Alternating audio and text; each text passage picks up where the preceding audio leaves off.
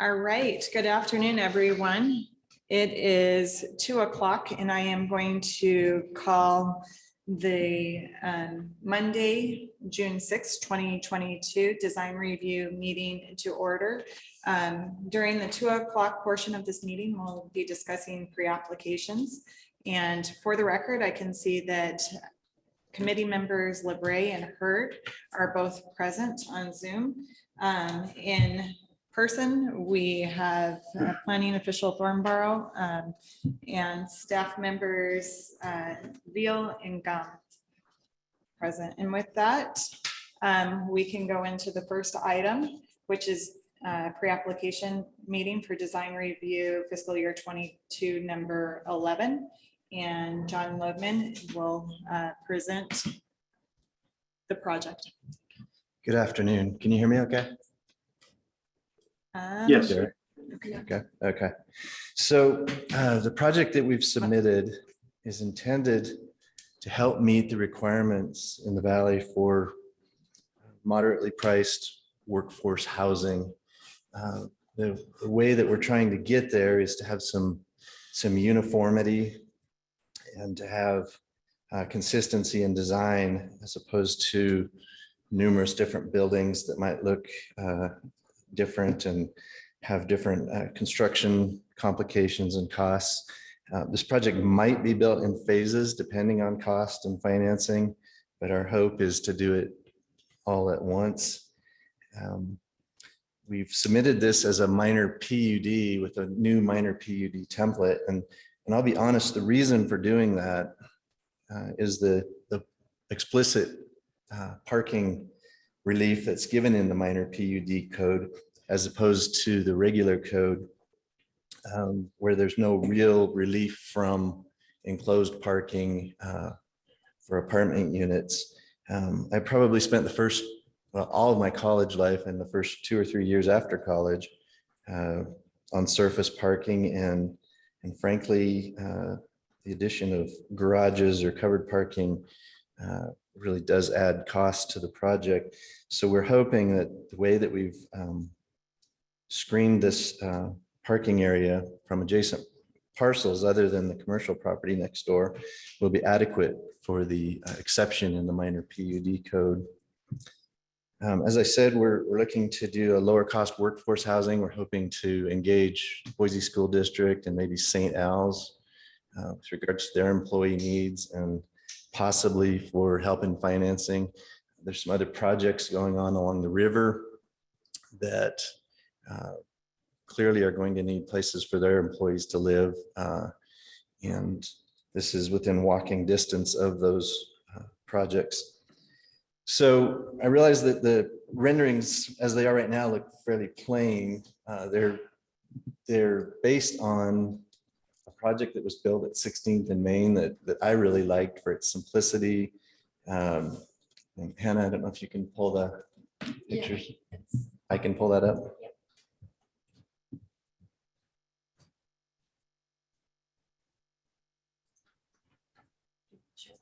Sure. That's perfect. I don't know if we can scroll through them or not. So as you can see, it's a fairly simple structure. We wouldn't have the roof lines protruding through the roof. I think they did that for fire code. As I understand it, we're going to be required to be fire sprinklered regardless. So our wall lines don't protrude through the roof like that. But we would have a similar deck arrangement, similar variation in materials. And see if I can get the rest of these up. And I've screwed it up, I think. Is your USB still in? No, I opened all the pictures. I had them all open. I just said C photo. So that's the only one that's okay. showing up. Well, you saw it. That project is at 16th and Main in Boise. Those condos, it's the last one that I saw come up for sale was in the $700,000 range. Even with the simplicity of the architectural detailing and such. So jumping into Hanna Veal's comments, which I really appreciate the detail in these. For the most part, I think we are compliant with a couple of exceptions. The big one in our mind, believe it or not, is the trash enclosure location. We're really limited by Republic Services about what we can do with that, and their willingness and ability to, go further into the project and also be able to back out onto the public right of way. We'd considered that maybe we could dress that up with some artwork or otherwise make it a little more beautiful, but it's a unfortunate necessity that it's got to be where it is. We've rattled our brains as to where else it could possibly be. The other one that we noted that we're not certain of entirely is the treatment of the building on the Curtis Road side. We're not certain if the city is thinking that the Curtis Road elevation is an elevation where we need to meet street side requirements. It's my understanding that we don't, and that's based on the fact that that lot used to butt directly to the lot on 42nd, and in the taking of 65 feet of the back of that lot for the Curtis Road to come down off the bench, that they severed all rights of access, and in that severance also relieve us of any need to call that a road with regards to the property. That said, I'm going to introduce Amanda Ryan over here. She's the architect who's worked on this project for me. We've discussed the possibility of doing a public artwork on the Curtis Road side that might meet the requirements of the city to have that a little more beautiful. As I'm sure you're aware, and it's commented on here by Hanna, the Curtis Road side is a real noise concern for tenants.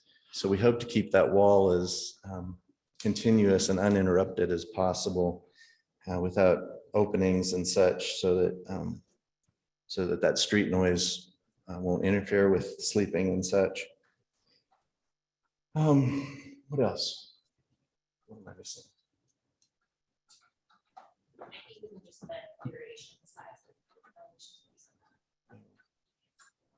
Right, there is some reference to in the code in the notes about variations in the front of the building and variations in possibly in the interior spaces, 2-bedroom, 3-bedroom. This is all intended to be a 1-bedroom apartment that, a couple or a single person directly out of school here to work would be able to afford.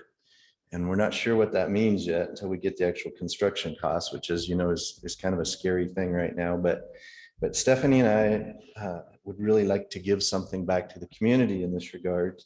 We feel like, it's been awful good to us over our lifetimes. And so we're hoping that we can make that work. That said, we would be open to some schedule of finishes and colors, but generally the structures we would like to all have essentially identical to reduce design costs. And the only variation might be in the finished floor elevation and possibly that artwork seen on the backside of the Curtis Road building. So I think that's all I have to say. And I'd hope to leave some time for some questions and discussion as you noted, several items that might be needing discussion in the report. Thank you. And as this is a pre-app, it's an informal discussion with the committee. And so with that, I'll turn it over to the committee members. And just to let the record show as well, committee member Gresham did show up just right about the time that Mr. Lodman started speaking. So she's been here for the entirety of the presentation.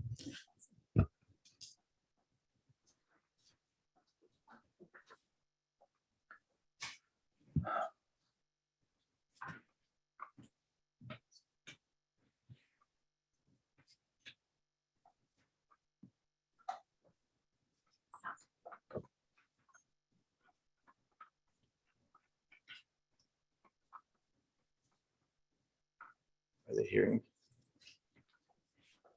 Yeah, just kind of processing Okay. here. Yeah, I guess I got some real concerns just from a meeting the requirements with respect to the building facade articulation. I'm having a hard time with the long expanses of blank flat walls on these with no variation. And I understand the desire to keep these all real uniform from the standpoint of economics. But I think that there are definitely ways that you can provide some variation and articulation without significantly modifying the plan from one to the other and having multiple different I guess plan variations and still maintain some of the desired economical benefits that you're going to have. But there's the large blank wall on even the back sides of these guys, the unit, the one building one that fronts 41st Street. So as you come into the development, which one item that we're going to want to make sure that we have there is a very strong pedestrian connection into the interior of this development, so that there is a strong connection for all of the occupants that are living here to have that feel like they've got a strong connection to the street, in addition to that building one that fronts the street. And as you come into the development, then you're hit with these large blank backside, no fenestrations on building one. And then I guess a little bit concerned of what that is, how building 4, its exposure to Curtis and the again, the just very, very plain flat wall, flat parapet line. I'm concerned about that. I'm also concerned about the first impression as you're pulling into this development with the trash enclosure. And so what is done there and how that's treated to really make it something of a focal element, as it's the first thing that you're getting hit with when you're coming into this development. I guess will be kind of interesting to see how you handle that, because I feel that something needs to be done there. And I do understand not a lot of options for locating that because of the tightness of the site and just vehicular circulation in the site with this many buildings, and the required parking is challenging.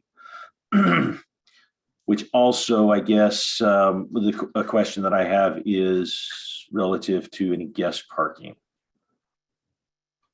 I don't see any. Right, we've met the minimum requirements as stated in the code. And so you've got 16 units and 16 parking stalls. Correct. And there's no guest parking required for multifamily. I guess that'd be a question to staff. I do believe there's, or am I wrong on that? No, so this is Hanna Veal. The minor planned unit development code dictates how many parking spaces are required of the residential units themselves, which is 16. But it doesn't have any guest parking information. So when it doesn't have a specific guest parking requirement in the minor planned unit development code, it would defer back to normal code, which is 84D5. So with 16 dwelling units, it would require 8 guest parking units. Thank you. I don't know if you can see it on the screen, Commissioner. I brought up one of the other pictures I intended to show with some minor relief and some minor material variations. And we just haven't developed the plan far enough where these things are evident. Yeah, I guess we'll just as this is a real informal session here in the pre-app, it's just that is something that I would be looking for. Yeah. Is some variation of materials and some not the blank walls on the back side, but some fenestrations. I mean, those are things that we're going to be I'm going to be looking at because they're code requirements to address that in a certain manner. Okay. Well, the picture that I've showed, to your point, Yep. nice things can be done with some fairly economical variations. As far as windows, I don't know.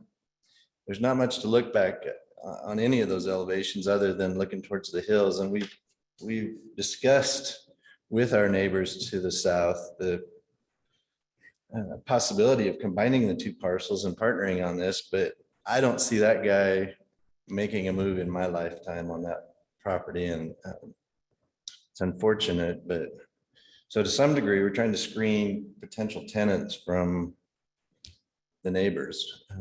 Sure, but just as you could see in that image that you've thrown up there, some high windows.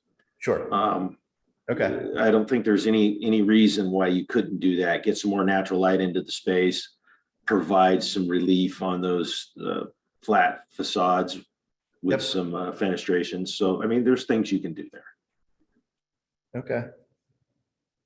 Yeah, this is Derek. I can reiterate some of Brett's comments too. And as far as fenestration and articulation in the walls, it's not something that we can just decide, yeah, we see your vision, we see the need for affordable housing, so it's okay if we have big long blank walls. Like it's code required, so we can't make an exception or a waiver to those kind of design review elements. So we will be looking for those elements in all the walls, no matter what they face, whether it's on Curtis or the south side or, kind of the end cap walls. We'll be looking for fenestration and articulation in all of those. And also in that roof line, I know you mentioned the example on 16th and Idaho, that I think that's David Hale's project, but Yes. that the firewalls that extend up do also kind of break up that long flat roof line. And so we'll need something to break that up. Whether you stagger the units a little bit to break up those long back walls, or break up the roof line in some manner. That's something that we'll be looking for. That's specifically stated and dimensioned in the code. Sure. But in the final analysis, I think, Commissioner, that other than color and maybe with a material schedule, the buildings will be substantially identical. I mean, that's our goal here. If we can do a schedule with some color and with some, possibly that wood that you see on this particular could be a different material, an R panel or something on one of the buildings, or, things like that are easy to do on a schedule, where we don't have to have a bunch of detailing. Right. Again, the goal is to keep cost under control, and what I really hope to establish today with all of you is, if we're not allowed to use the parking exception in the minor PUD, and this be a template that would be acceptable, at least for layout and such, the economics of this project are probably untenable. I mean, I don't know that we can do I think it. I don't think it's a matter of can you use the parking exceptions in the MPUD. Can you create this project to be an MPUD? Like if it meets the requirements for an MPUD, then you could certainly use the parking exceptions that are within that. But I think Hanna outlined pretty well some of the difficulties in this layout meeting that, as far as future connectivity and looking to expand. It's kind of you mentioned working with the neighbor to the south. The MPUD, I think, is kind of laying it out so that is a possibility. Well, among it's other also things. that we'd hope to kind of make a little interior community there. We can certainly put a sidewalk through that'll probably not get connected to anything in my lifetime. And forgive me if I'm a little negative, but I've approached this guy about it several times over the years, and he likes his trailer park, he likes his duplex, he said he likes his cash flow, and I don't think that I'm going to have any success. And the tenant to the north, the property to the north, is purely a commercial property, which and it probably always will be, at least for my lifetime. So we're kind of limited here. The other thing I'd just like to throw out there, just in general, is this whole side of Chinden, and with the shop at 41st and Chinden, the area really is challenged, and we're trying to do something reasonably nice in an area that's very challenged.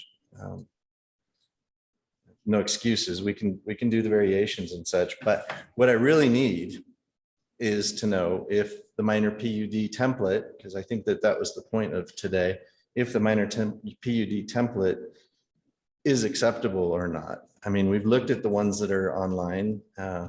Most of them are deficient in parking in every way. Some of them don't have trash enclosure locations at all. We've tried to meet all of that and come up with a new one that would allow one of these fairly standard Garden City lots to stand on its own. One of the big ones that it asked for in the MPUD is a variety of housing units. And I think it's interesting that you're presenting this as all 1-bedroom units, because we're often, trying to encourage developers to include 1-bedroom units where they're only proposing, 3-bedroom, 2-bath sort of, luxury housing in this scenario. And it's like, where's the variety? Where's the 1-bedroom units? So in this case, it's kind of reversed, and the MPUD is asking for a variety of housing units, and you kind of only have the 1-bedroom end of that. So right, we're trying to meet a need. Yeah. The next presenter up on the next project, I think, is going to have bigger, larger, nicer apartments. Or possibly, I don't know, but this isn't intended for families. There's not really family amenities. And it's intended for a place to live while people build themselves and move on to something nicer, I guess. Anyway, other questions? So I'll weigh in and just say that I agree with both Brett and Derek. And I think Derek said it really well. There are exceptions that you can have if you're doing a minor planned unit development. However, it's only because of different things that you're trying to accomplish within that. And unfortunately, if creating affordable housing is not one of those tenets within that, I applaud that. It is absolutely needed. We're continuously losing any kind of affordable housing in Garden City, especially for people who need to walk to work. However, we can't go against what the code requires. And it does require that variety, not necessarily for the design review committee. We don't necessarily look at variety as far as 1-bedroom, 2-bedroom, but we do look at variety as far as the structures themselves and the design and the placement of those. And the way I'm seeing the current submittal, the current site plan and layout, and even with different fenestrations on each of the building, if you're duplicating that is not meeting the intent. And I couldn't support that as a template.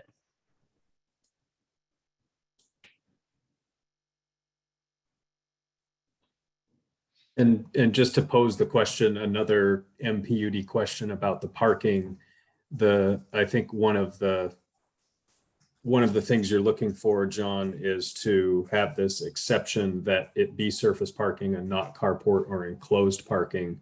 So then what we look at is, to get that exception, it has to be a surface parking that's well integrated into the site and, you know, kind of an exceptionally designed parking lot, basically.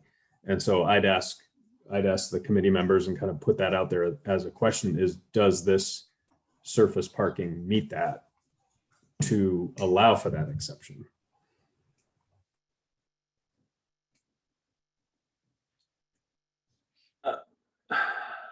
Yeah, I don't believe it does.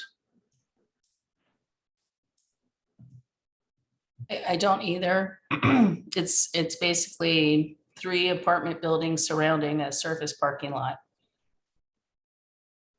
There's no, nothing done to encourage open space or amenities or, and the applicant even mentioned trying to create a community atmosphere inside, but I don't know how you do that with a 16 top parking lot in the middle. Right. Well, we do have the 2 barbecue areas that we proposed. It may not be apparent. And we proposed to use part of that mechanical building as enclosed bicycle storage, as that was noted in the comments. The lightest gray areas are kind of your plaza courtyard type of things. What's that material where the light gray is? Likely sod. Okay. A lot of the ground cover, though, is going to be, river rock, or would be river rock with shrubs. There was a comment in there about trees on the Curtis elevation. That's just, I don't think that's even possible. We'd have to be indemnified against damage to that retaining wall. And I think there's a reason that there's no trees above the retaining wall on the street either. There's just too much potential to damage that thing. And we have located additional tree locations that we think we can make work, but along Curtis would not be one of them.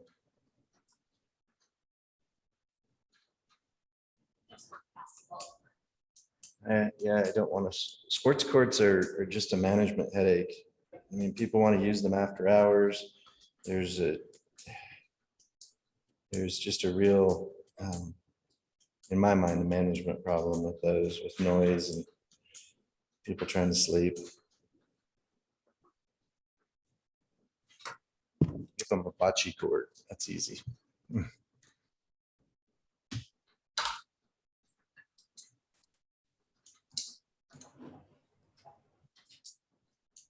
Other questions?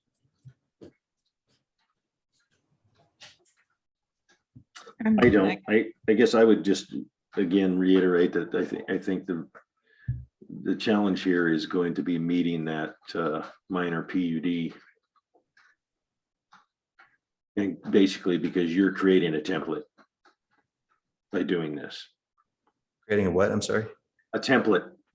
You're either using a template or you're creating your own. And so in order to do that would be something that we would feel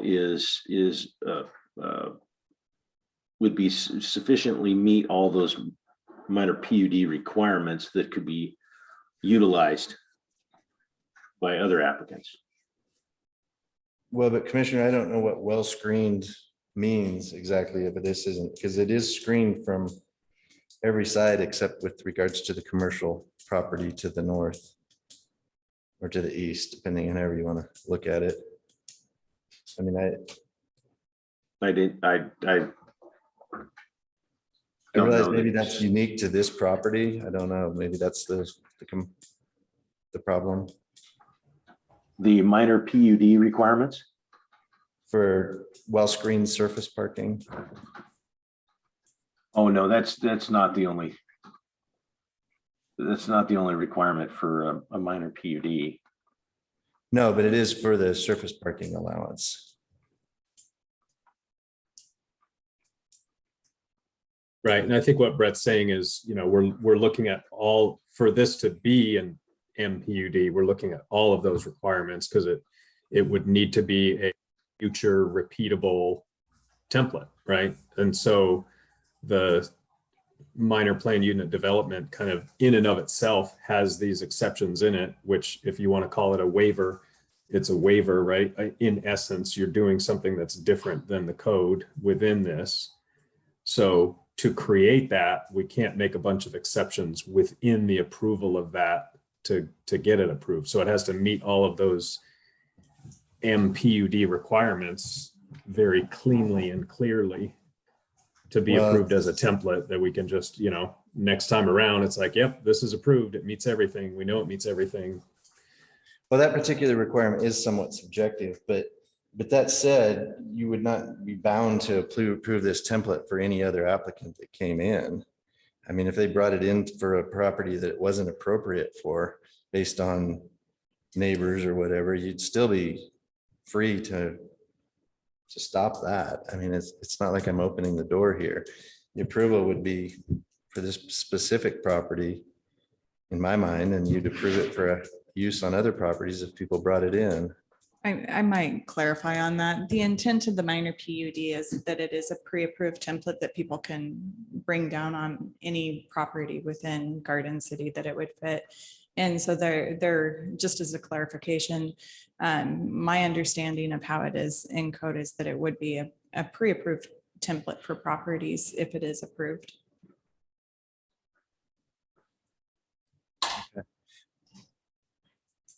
Well, I think I've used my time. I just would like to say in closing, if there's no other questions, that, I mean, if the city wants affordable housing, there are things that need to be allowed that might not be as desirable as they would be in the perfect world. But with construction costs the way they are, I'm not even sure that this will be buildable as it is. But, it can't be, I guess, everything that we'd all like it to be necessarily. And it's not that I don't want it to be. I'm just trying to keep this within the realm of what I think we can actually do. So it wasn't meant to be trying to cut corners or anything like that. Can I ask a question? When you say affordable housing, what was the price point that you were considering? Well, that seems to be changing every day. When we originally looked at this project, I was hoping that these apartments would be no more than like $1.25 a square foot. But the way things are going, it'll probably be more in the pushing towards the $2 a square foot, which is still, I guess, affordable is relative. But so at most, I would hope somewhere in the $1,400 a month range. But ideally, it would be less than that. Obviously, it has to make sense. So not affordable from the state's definition or as far as what they're allowing for projects. Any other questions?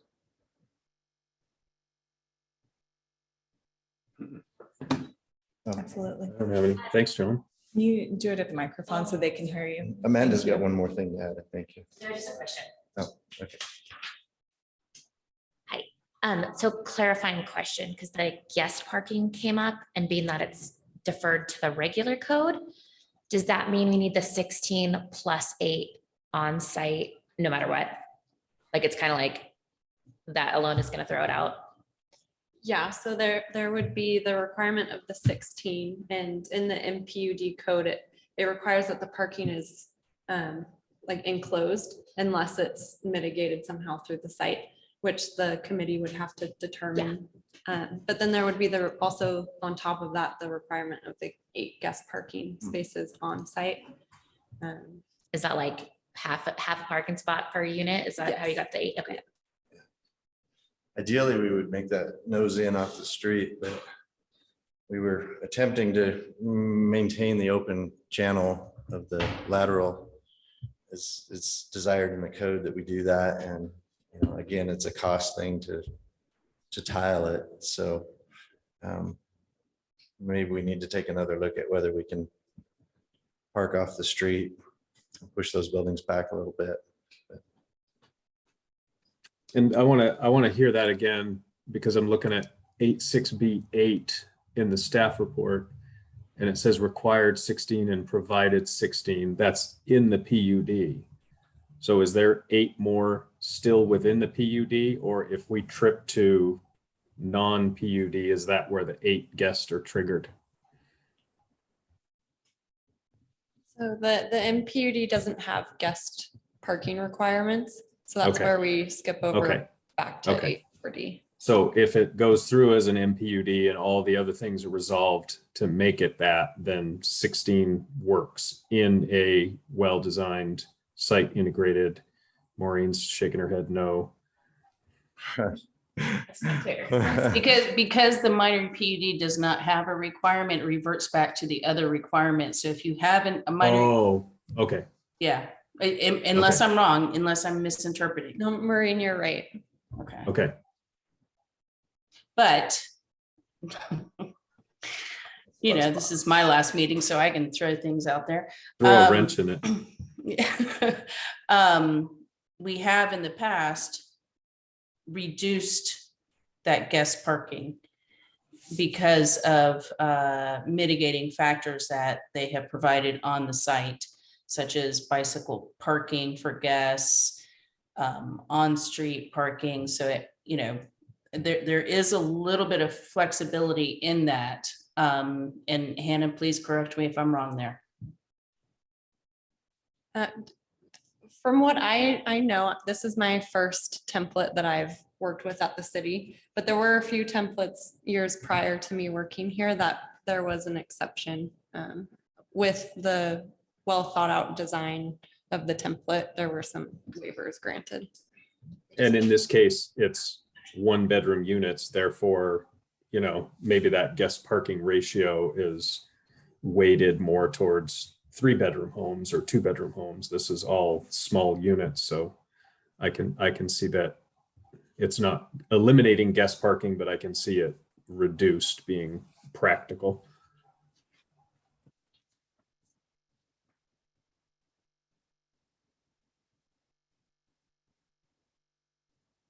Is there any way, like, should we come up with some kind of a ratio or plan and present another idea that might work with a reduced guest parking and presenting an idea to get that? Well, I wasn't anticipating this question coming up. I'd like to look at how it's been handled in past applications. And I think that might inform somewhat. I'm looking at code right now, and it does have straight requirements for residential and commercial, and to see if there's been any discussion on the guest parking and see if there's precedent. Fair enough. Thank you. Yeah, sorry. I guess. Thank you all. Thank you. Thank you, bye. Thank you. All right, and with that, the next item on the agenda is design review fiscal year 2022, number 13. Quick point of order. Did we do the consent agenda and I missed it? Not yet. That would be an Okay. action item. Okay.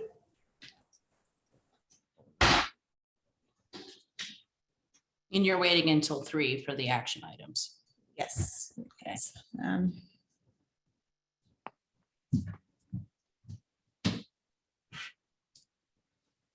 And then we have a number of people here.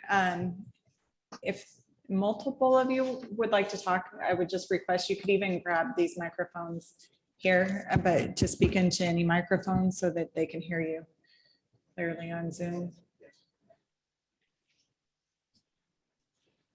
Good afternoon, Bill Truax with Seller 45 JV LLC.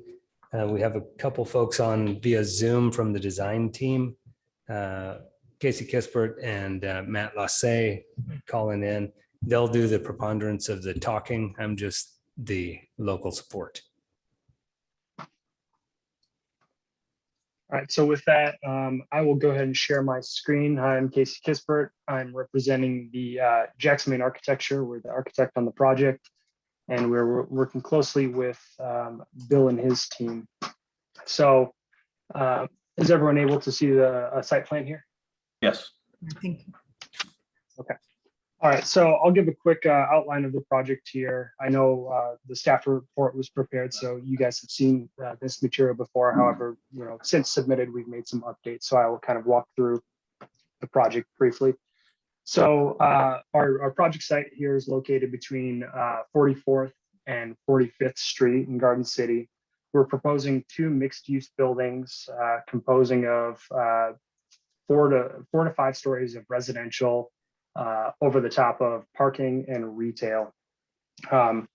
These 2 buildings will be located on a site, and one of the main things we wanted to do was be able to create a connection or a node for both vehicular and pedestrian traffic. So the site itself is nearly at the dead end. It is at the dead end of 45th. So creating a spot for vehicle traffic to come into, get out of the way, but primarily for pedestrians living here, traveling here, coming off of the trail adjacent to the Boise River. We really wanted to create a strong pedestrian node. And one of the items that I'll kind of get into is creating a narrative of a walk along Main Street. So with this site, the layout of the project, we wanted to front on the both the right of ways to create a presence on the street and activate the street in these locations, creating vibrant public amenity spaces as well as retail on both the 44th and 45th Street right of ways. We wanted to locate any parking on site on the interior to be out of the way of the primary uses of the project. We want to locate the amenity spaces for the south building on the south side of the project to get good sunlight, as well as create that vibrant pedestrian core around the residential entry. We wanted to continue that vibrancy as stated to retails on the corners of the south building that's along 44th, and then continue that over to additional amenities. In this case, we have a fitness amenity for the north building, as well as potential retail or restaurant use, and then capping it off with the residential entry for the north building. So with all of that, we wanted to create this node and develop a story that's, walking along Main Street, a place for people to live, come and gather.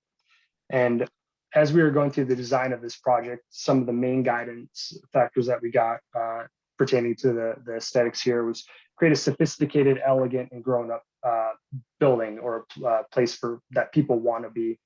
And when we went through that, we determined that some of the items that would really bring forth evoke that type of feeling. We thought, instead of utilizing different colors, was create a very kind of basic color palette of earthy materials, and then utilize texture as kind of that main differentiating factor amongst the materials to create a very nice palette that at the surface appears to be potentially basic, but simple. But as you dive into it, you understand that there's a variety of textures and creates much more visual interest as you walk through that. So these renderings of the projects were provided, and they help provide kind of the illustration of that sophisticated nature that we were trying to put forth with these large mixed-use buildings. Kind of jumping through here, south building, main residential entry here in the foreground. The walk along Main Street, this is where it starts, and the main elements that we have along here pertain to where we've located masonry. Those are kind of the key signifiers as we walk through the site. So we have our main residential entry, and then in the background, you start to see some more of that masonry material, and that starts to identify what would be the retail entry for the south building. One of the items that was noted in the staff report was this art wall, some interest in the height of that. This is actually an existing off-site building that is currently at the property line and approaching on our property a couple feet with the overhangs.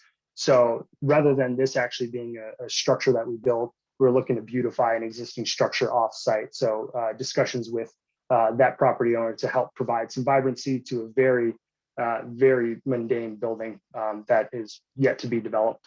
So to answer that question, this element here would be an existing building. It's approximately 12 feet tall, right on that property edge. But as we continue this walk here, we have a vertical demarcation here of where the interior entrance to the residential north building would be, and that is shown here in the next perspective, creating interior entry to this building as well as the amenity spaces. And we'll continue that walk around the corner. Again, you have the masonry material at a lower scale, creating that walk along Main Street until we get to here's another image of the interior backside. Until we get to the north side of the north building, and I'll skip forward one more image here. And the north side of the north building, we front along the river. This is an area that we're looking to develop long-term and create a very positive connection between the trail, the river, and the residential node that we've created on this site. And one of the main items that we're really looking to push here is, respecting that area. We've pulled the building back on the site plan. We've helped reduce the scale by having lower scale elements as you get to the end of 45th Street. So it doesn't feel like there's a large prominence as you're walking along the trail or within the river. So trying to peel that back. And I believe that is and then a couple overviews of the project itself. So with that, that's a quick background of the aesthetics that we're dealing with. I can kind of pull open some items of the staff report that I would like to understand what discussion is needed, if that's appropriate.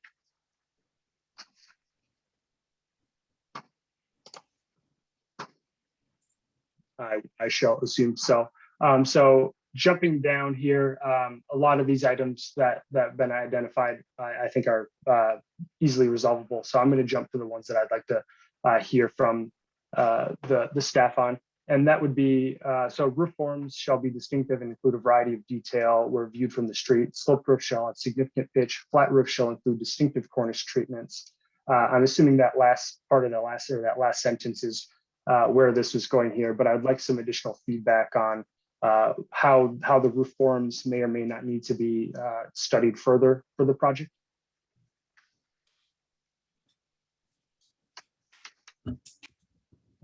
And I would just like to clarify what a lot of the design, like facade design comments are, is I ended up just taking the sections of code, essentially just copying and pasting them into the comment area.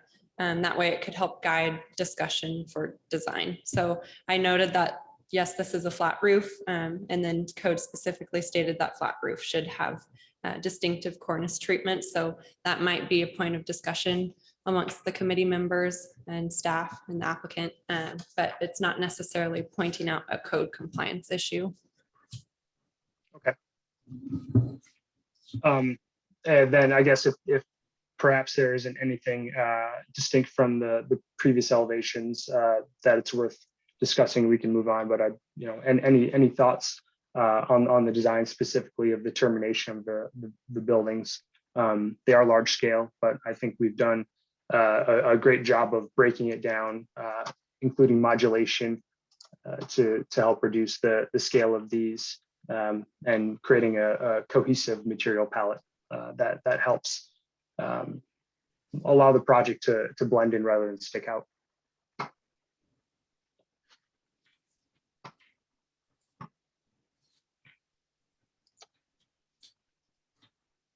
All right, I'm going to move on down to here. And this one, perhaps maybe it's the same situation, but objective 5 from the code section 84C-3, just talking about design of overall buildings should provide visual interest, support vision of the area as articulated in the comprehensive plan, and positively contribute to the overall urban fabric of the community. Any discussion, I'd be open to hear on that.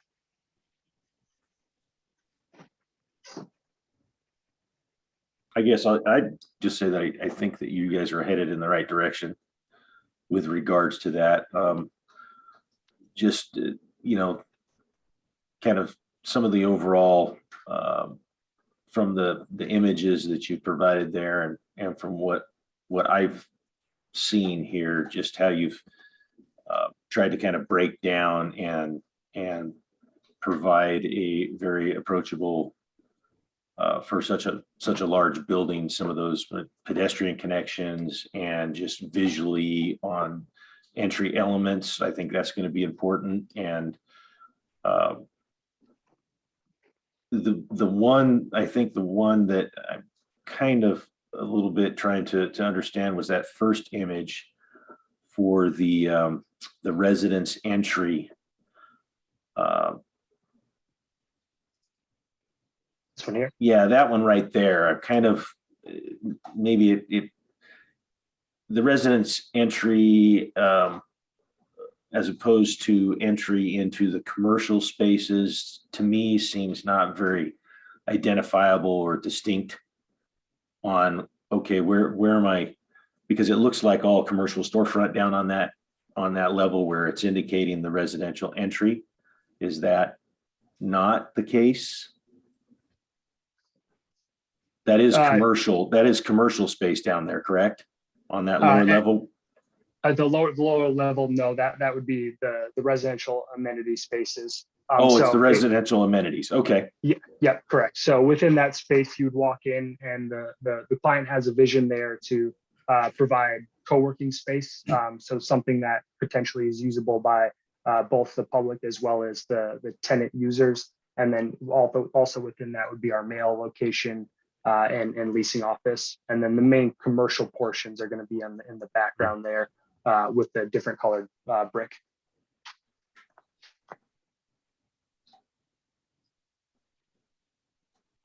And those would be physically separated in terms of uses on the interior. There's not a direct connection between those. I just don't, when I look at this, just whether does it meet that threshold of really a strong identification for entry into the residence units, like a main lobby entrance, or basically this is, it's quite a different feel from this one to the other entrance that you showed on the other building, which has a very strong, this is the main entrance to the residential component. I guess I don't see that here as much. Okay, and I think we can explore some demarcation. Currently, we don't have the explicit signage here, so we can include main signage as well as maybe looking at helping differentiate maybe some of the aesthetics around that, so it doesn't sort of blend in but becomes more identifiable.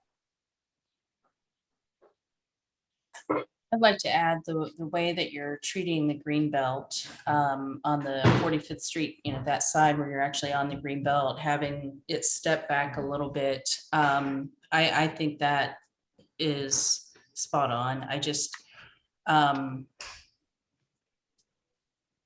appreciate that. I'm glad that you're doing that. I think it's creating visual interest, and I think it's respecting the fact that it is on the green belt. Which is not just a transportation corridor, it is a recreational area, and a lot of people treat it for nature rather than urban. So I think you're creating a balance there.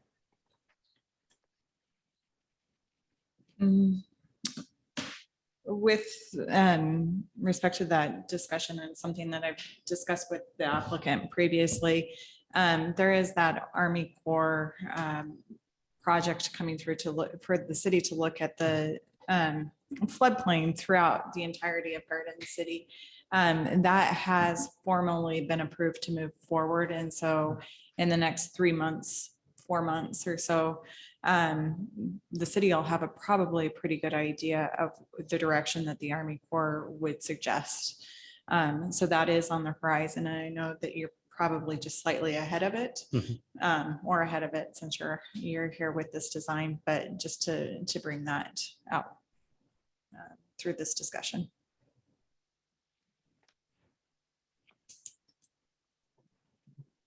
Okay. Any other comments on the general aesthetics of the project? I think the last item here might be the parking, if there's nothing else to talk about architecturally.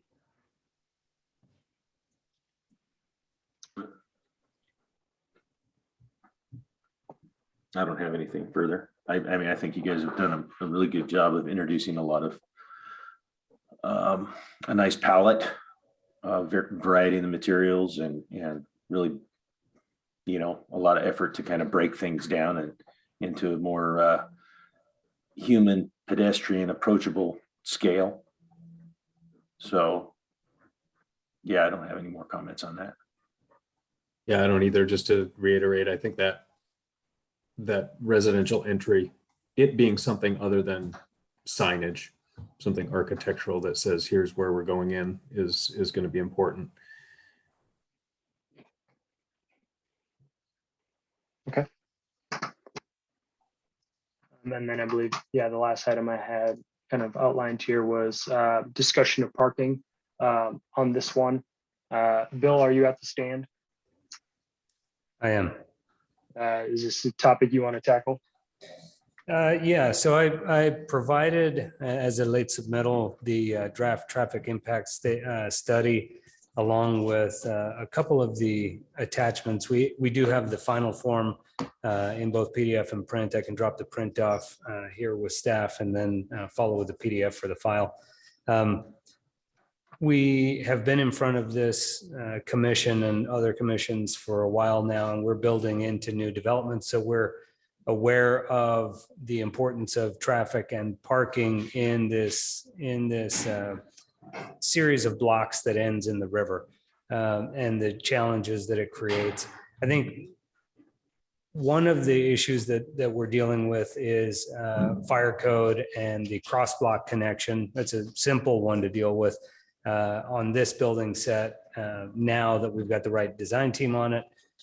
We do now have a cross block connection that crosses directly through the buildings and will allow, I believe it's truck height access all the way through, right, from 44th to 45th. So from a circulation standpoint, I think we're hitting that one relatively easily, and more so than the Greenbelt build outs that we did between 42nd and 43rd Street. So you can see to the south end of the building on the left, there's a garage entry and it goes all the way from 44th to 45th. And so Boise Fire requested, or lightly requested, that their trucks be allowed to pass through. So we've resolved that issue. And as we've seen more and more development down here, you know, we are heavily invested in the area. We understand the challenges that we are creating by adding the mixed uses and the densities down here, but we do believe that they are necessary for this place to be something special for the rest of the valley, to sort of look to and hope that it can take the good lessons learned from.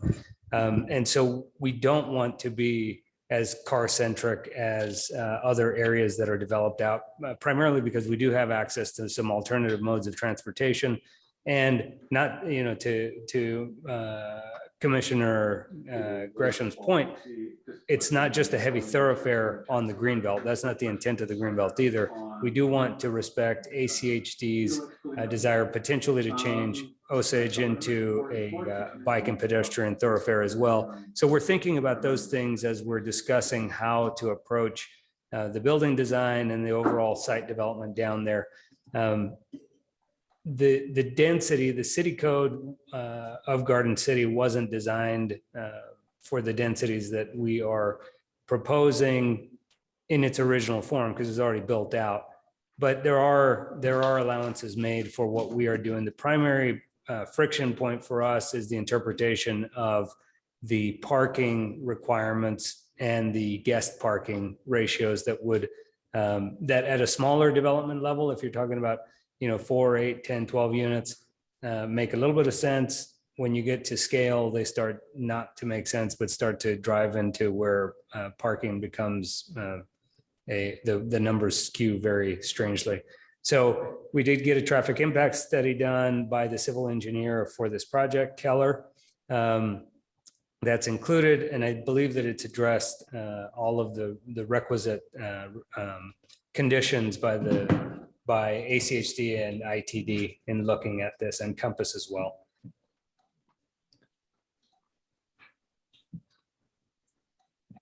I want to thank you for the approach to addressing the parking. I know that this committee has talked about somebody addressing the transit at some point in time, and it's, for me personally, it's fun to see that you've taken that on. I am curious in your discussions with VRT and how that's looking with them, if this is just something that you have drafted, if they're aware of it as of yet, and if they are aware of it, what kind of service can you expect based on the agreement? Do you know? Yeah, so the goal, we have discussed it at length with both Compass and VRT. The goal is to get Route 11 established. Again, it's going to take effort, but one of the things that's pushing in the direction of establishing that threshold level of ridership on the line is getting commercial property owners to sort of pitch into the program. So for the other projects that we are building right now at 42nd and 43rd Street, we're already, we've got approved forms of the contract with VRT that would allow for us to provide passes to all residents within all households within each building. And then further, we're making the commitment for the commercial users as well. So those commercial users can then provide the passes to their employees. So that is going to establish a baseline level. We're doing the same with this project right now with the Cellar 45. We attached a draft agreement, which is the last reviewed and I believe fundamentally approved document, subject to filling in what the dollar amounts are for the annual fee. But at the property ownership level, we have made the commitment to include this as a part of our annual ongoing obligations of the property.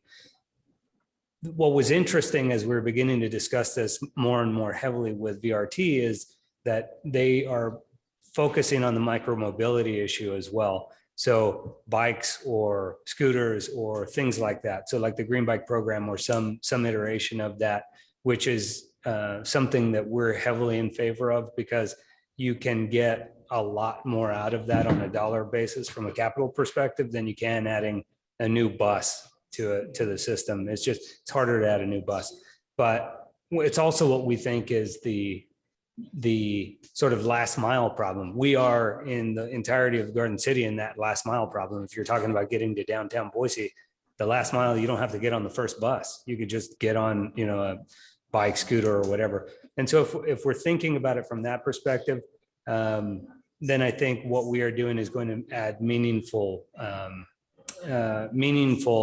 dollar impact to the VRT budget on an annual basis. I mean, between all of the projects, you're talking about hundreds of units that are going to add in and are going to be paying into the system on a recurring basis. And it's a voluntary add into the program. We have also had discussions via some master planning level conversations about like with St. Al's and talking about their mobile medical units coming into. And so when you start thinking about those things, then I think the outbound trips necessary on a bus or public transit system for those populations is going to be heavily reduced. So we are doing those things to try to bring those services closer to the folks that are living down here.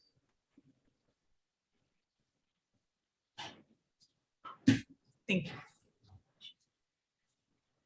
I want to just put another thank you out there for, a lot of times in previous meetings, we've had people come and apply and ask for reduced parking because they can't fit it on their site. And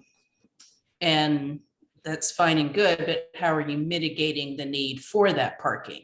That's what the perspective that we have to take when looking at whether or not we feel someone is adequately addressing the parking.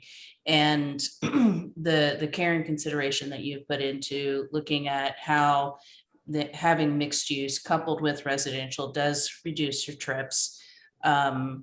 the e-bikes that you're proposing, the bicycle parking that you're proposing, and you know, regardless of what happens with VRT, fingers crossed, I would love to see Route 11 come back. I don't have any issues with the parking. I think you have mitigated it.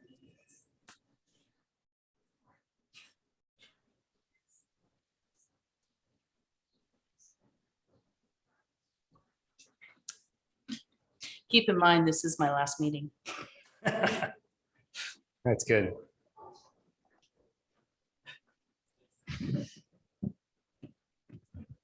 Are there any other comments that the committee can see related to this project? Any other questions from the applicant?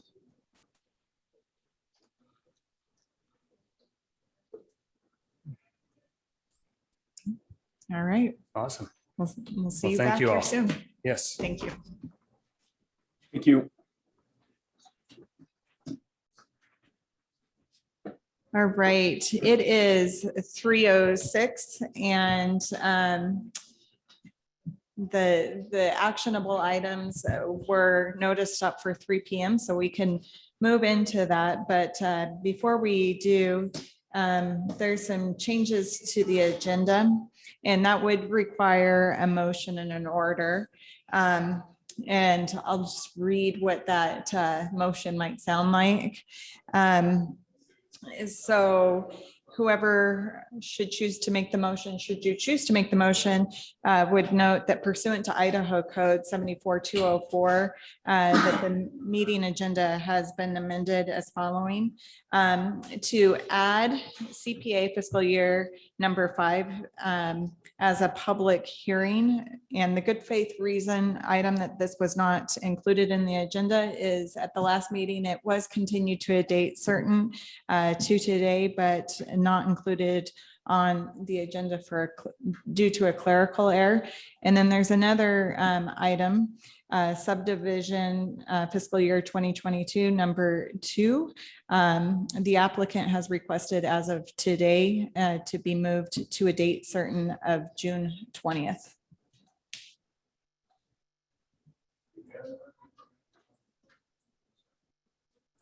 Can I just say so moved? Yep. So moved. All right. Is there a second? Second. Great, thank you. Ms. And Thornborrow, I'm sorry, just a Yes. point of order on that. So on the potential code amendment that you just referenced, I just want to make sure that the committee is aware that because we're adding that to the agenda today, we can talk about it, but we cannot make any, or the committee cannot make any final action because we're adding it. okay, Okay, so that thank you. we can talk about it, but no final action. So, okay, thank you. Great, thank you. All right, and with that, we'll move to the consent agenda that includes the May 2nd minutes, a continuance of subdivision fiscal year 2022 number 3 to a date unspecified, design reviews application, DSR fiscal year 2022 number 4 and DSR fiscal year 2022 number 5, as well as a continuance of subdivision fiscal year 2022 number 2 to a date certain of June 20th. I would move to approve the consent agenda. Thank you. Second. All in favor? Aye. Aye. Fantastic. And then that will bring us to subdivision fiscal year 2021 number 10 Petra Point Townhomes. And with that, I'll turn it over to Mr. Kolchak.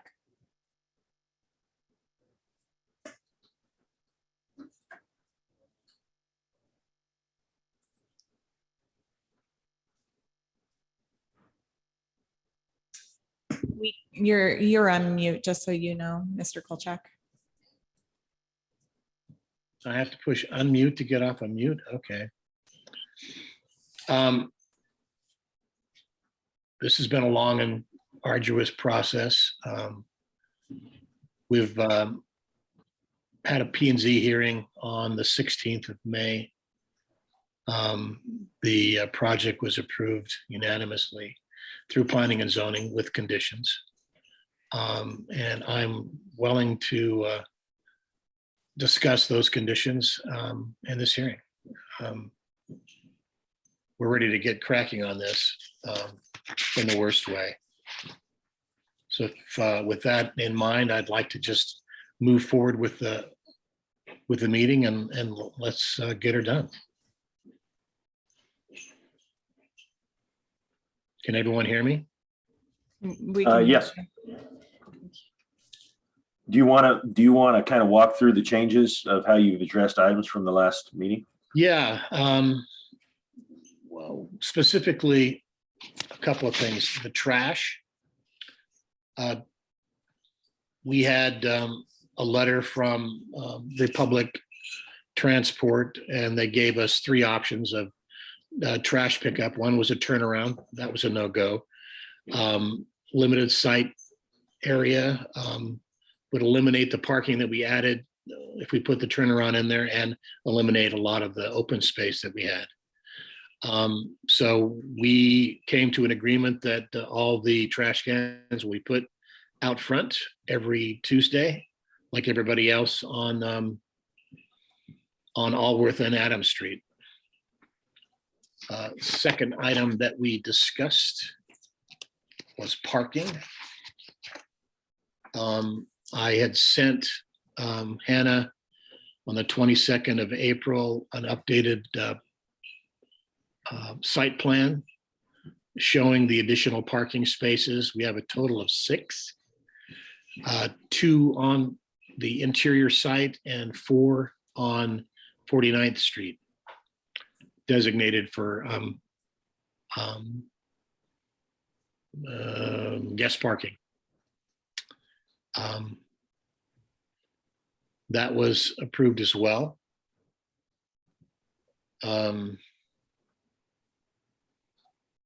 There's still the deficiency of the 2-car garages versus a single-car garage, and we've requested a waiver on that. But in the hearing, they seemed to think that that was okay. So second, third, and last thing is the landscaping.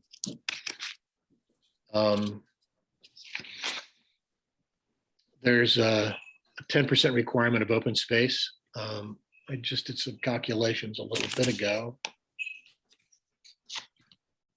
And well, I believe we meet the open space requirements.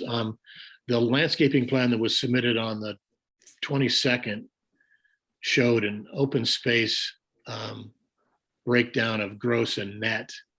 The gross was 27% and the net was 25%. But I believe that that 25% included the setback along 45th Street or along Allworth Street. Even with that taken out, we still meet that requirement. There were some deficiencies in some of the landscaping. We addressed that. That's just a matter of adding a tree.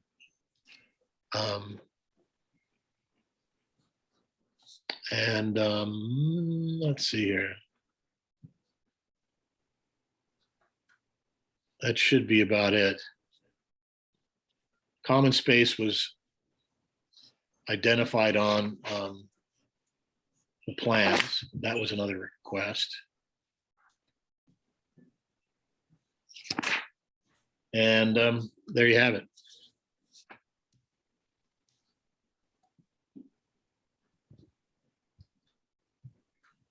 Oh, and in addition to that, there was a request for a elevation view from the first buildings that front Allworth Street.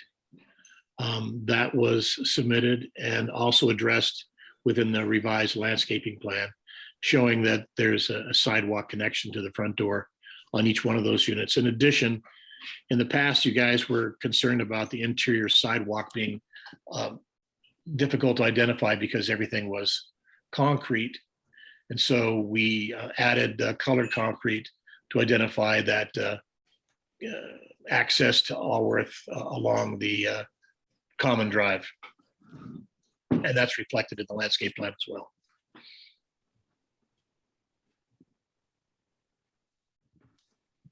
All right, if there are no questions of the applicant, I'll turn it over to Ms. Veal for her presentation.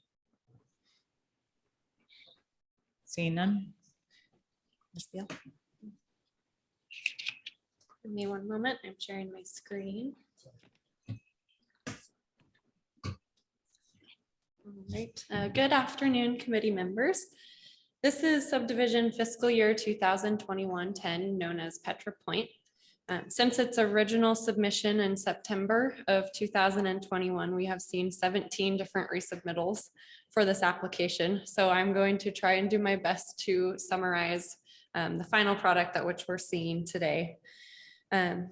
So first of all, the application has decreased by 1 townhome unit from the original proposal. This elimination of the 1 unit has allowed for the creation of that common open space area towards the rear of the development. The common open space has a picnic bench and a grassy lawn area connecting the pedestrian pathway, which was requested by staff and the city and the committee members. And it also has 2 guest parking spaces within it. While the common open space is provided, there's not exactly a measurement included in the plans.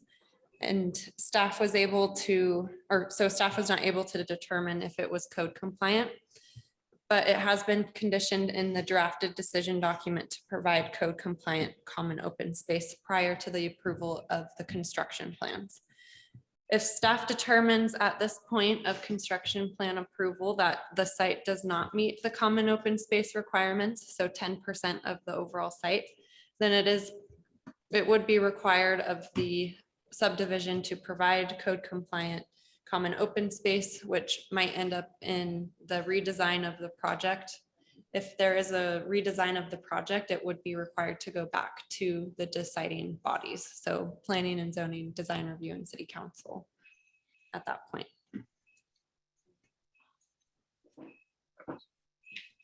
So originally the subdivision did not propose any guest parking on site.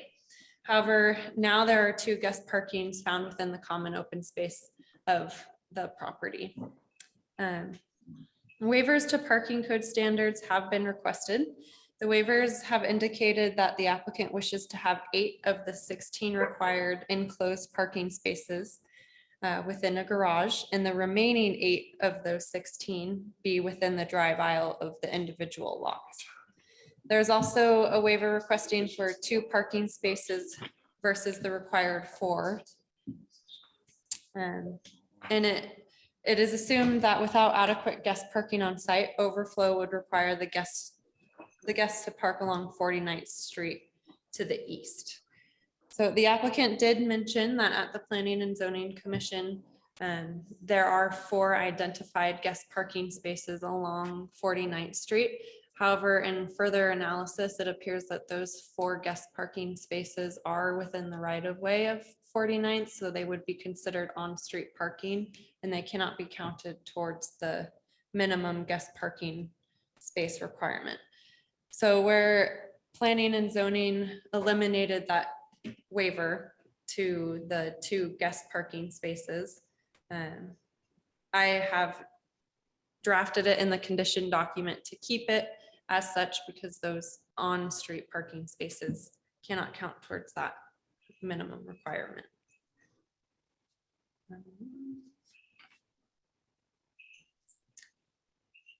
There was previous conversations regarding the trash collection along Allworth Street and those bins there on Allworth Street, as opposed to it being serviced from the common drive in the subdivision. The minutes from previous hearings reflect that, and it's probably a conversation today as it has remained the same. And with that, I stand for questions. Thank you. Any questions for Ms. Veal?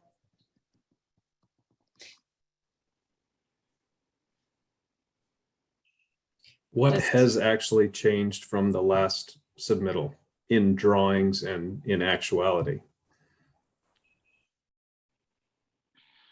The, There. Hannah. Is Hannah. that for staff? Yeah, for you, Hannah. Great.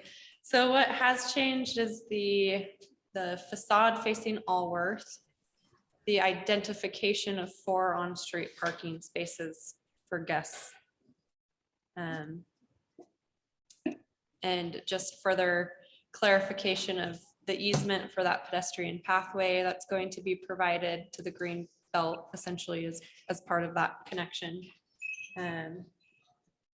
Further clarification of the trash being serviced from Allworth.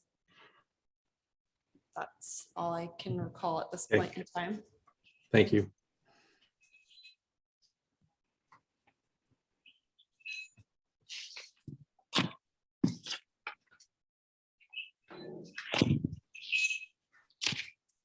All right. If there are no further questions, we can open the public hearing. I'm not seeing anyone signed up in person. Is there anybody on Zoom that wishes to testify on this matter? Right, seeing none. If I've missed you one way or another, thank you. Please speak up. With that, I'll close the public hearing and turn it back over to Mr. Kolchak.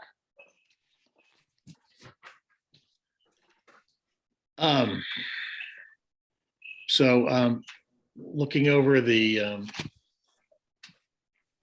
documents, I think we've addressed everything that's requested. I think one of the things that probably should happen is identification of the open space and the square footage.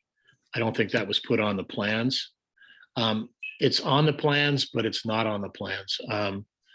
You take a look at lot 5, I think lot 12, and we included the open common space to be included with the our portion of the bike path that's on the property, which is 7 feet. That came to about 3,600 square feet. The site is 0.63 acres. So let's just do a real quick one here, just for giggles.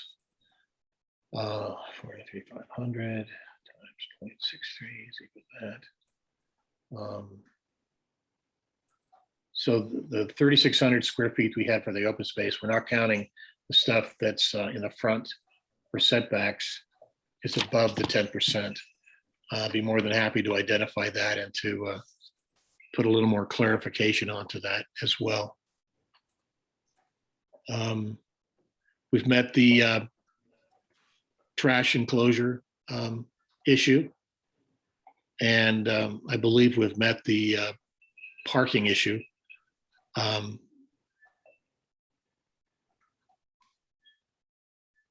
We do have a waiver for the additional 8 enclosed spaces that this falls under due to constraints of the size of the lot. That doesn't allow us to do that. This is the 4th design review we've had, and each design review we've had, there's always been additional stuff added to it. I think we've pretty much covered everything there is to cover. And with that, I'd like to close my comments until further notice. I'd like to offer any answers to any questions you may have.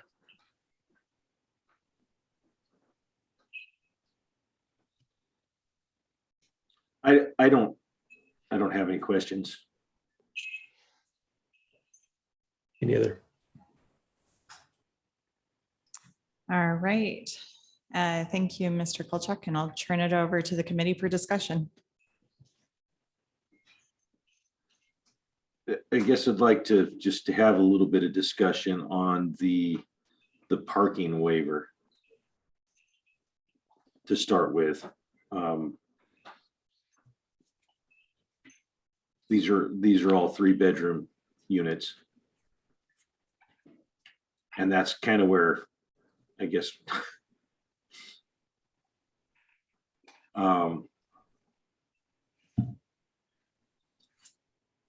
just a little concerned that we can't, that we're, and I think we brought this up the last time too, that we're not meeting the requirement on the parking for the units. We're asking for a waiver there, plus we're asking for a waiver of the a certain amount of the guest parking. And quantity of parking for the units is there. It's just half of it's uncovered versus enclosed, right? Exactly. Correct. And I think it came up on the last one that, you know, had there been proposed that to meeting the covered parking, then you have driveway that can facilitate guest parking if needed, Right. whereas Right. you really don't have that now. So that's I And guess when- that's the and part when that I the- struggle with. Yeah, and when the single car garage turns into kayak and bike storage, then it quicker spills out into the street. Yeah, so that's been addressed, not at all. The trash receptacles still being a detriment to safety in the roadway. You know, as the neighborhood develops, the existing developments on the street doing it that way doesn't mean that this one doing it makes a safer environment. So that hasn't changed. And I think that was something we were specifically looking for. And a letter from BFI or Republic saying that they will pick them up doesn't mean that it meets our code to have it be, you know, the safest way to pick it up with bikes and pedestrians concerned. So that hasn't been addressed. The Allworth Street elevation, I think, is, you know, that is what we were looking for. And Yeah. that is now compliant, but the other 3 things that are specifically addressed and have been specifically addressed numerous times haven't been resolved. So I don't see anything different from the last time when we asked for changes that have been changed so that we can now approve this. I would agree. And I want to point out that a little bit more, it's fine that Allied is picking the trash up on the curb. I mean, it is what it is, but the fact that you're asking for reduction in parking and yet your proposed design, because of how it has designed, Allied can't come in and back up, you're creating an unsafe environment for pedestrians and cyclists. No, you're not. This is my opinion. No, yeah, okay. And so I cannot support this application. Okay. All right. And I do want to just remind everybody that this is the discussion portion, and it is allocated for the committee's discussion.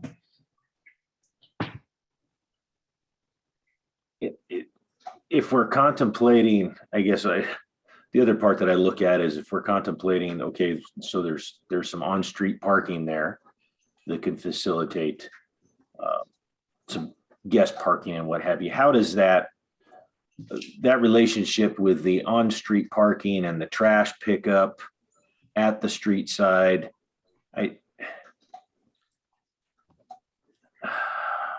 Well, the on-street parking is not even On all. on. It's on yeah. the other. Okay. Yeah, it's not even, you know, before when we've considered, okay, you've got some on-street parking, maybe that can help mitigate. It was actually the land in front of the development, but this is not in front of the development.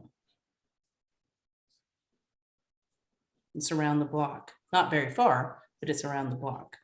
Gotcha.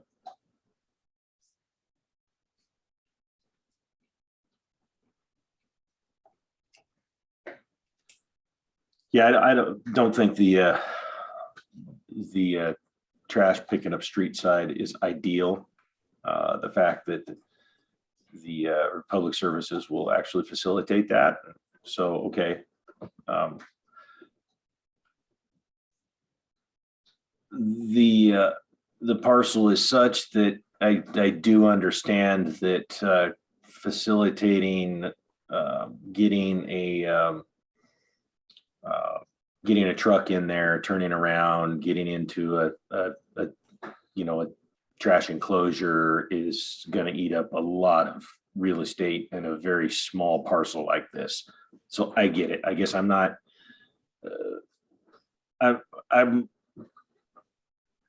Because I'm not too concerned about that, the trash aspect, maybe as you two are. I think I'm more keyed into that the lack of parking and the waiver on the parking on this. And I think the street facade fronting the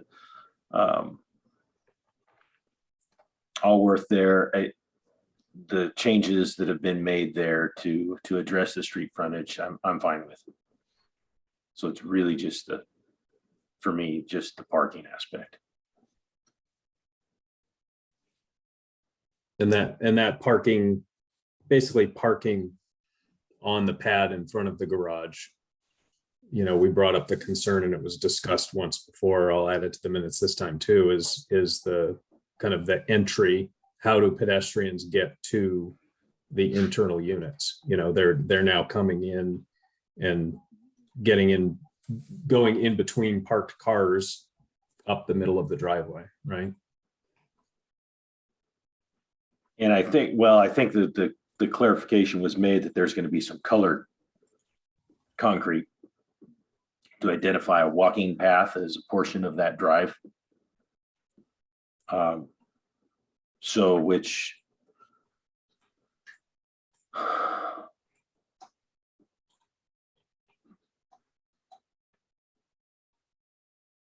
I guess can work. I would just like to see that, you know, if we're gonna use that front apron and allow a waiver to have those 8 required stalls as basically uncovered out on the in the driveway into the garage, then I would like to see the not having deficient guest parking for the project.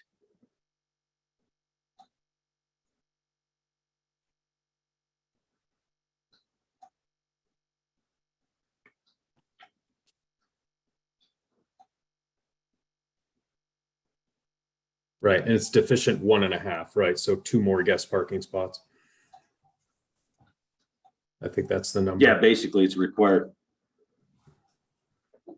And I think that, you know, the argument keeps being made that it's such a tight lot. This is all we can do. This is the only answer. It's 0.63 acres. I mean, it's not a small lot.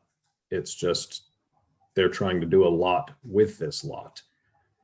So, you know, at some point you have to, if you want this many units, at some point you have to make it taller and denser or have smaller units. I mean, it's a square footage and math.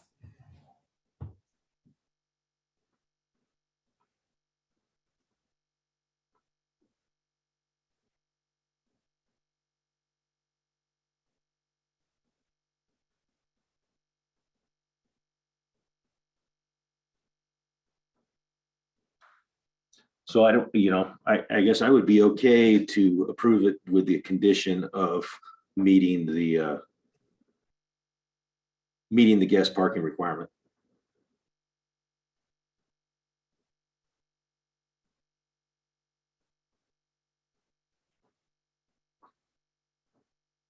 Can I ask a question of staff? Hannah, you had talked about the open space. And then the applicant brought up that they were using a portion of the bike path as part of their, I mean, I could have misunderstood that. are you confident that there, or do you think there may be a need to redesign and have to come back through design review committee if it turns out that they don't have enough open space? Do you think that that is a possibility? Is there a possibility that they would have to come back? Because they are not able to actually meet the open space requirements? Yes, that is a possible reality for the future. I would want to see a more clear site plan demonstrating what areas of the development are specifically identified in these calculations. And I'd want to do an analysis based off of that, looking through code. I wouldn't feel comfortable determining that here today. So one And is- option, I'm sorry. Oh, Derek, I was gonna say one option is to approve this with the condition that the applicant brings back revised plans to staff to, not to us, to show compliance with open space and guest parking. Yes, so it has been conditioned already to require compliance with the open space standards. And through staff's review at a later point, so the construction plans, I would ask for that site plan identifying the specifics of the open space. So it's already been conditioned as such, But not the parking. but not in the parking. And in that math, Hannah, are you, or what does code say about using basically an easement as common open space, or is the intent that the common open space is for, you know, the residents for picnic and dogs and whatever? Is that bike path available to be used for that calculation? So specifically, it's in Garden City Code 84L4. It can be active or passive in use. So the space can be active and passive in use, accessible by all residents of the development. And it can include, but is not limited to, open grassy areas, community garden, ponds, water features, and plazas. Also, it says additions to public park, greenbelt, or other public open spaces can be counted towards that open space. So that easement, the public pedestrian bike easement, can count towards the common open space. And then Okay, so it's the math will probably work out, and then it will maybe probably we work out, yeah. then maybe we show some sort of access easement to that from the development, which I can't quite tell on the small version that I'm looking at here, but some sort of connection from that back common area to that bike pedestrian area.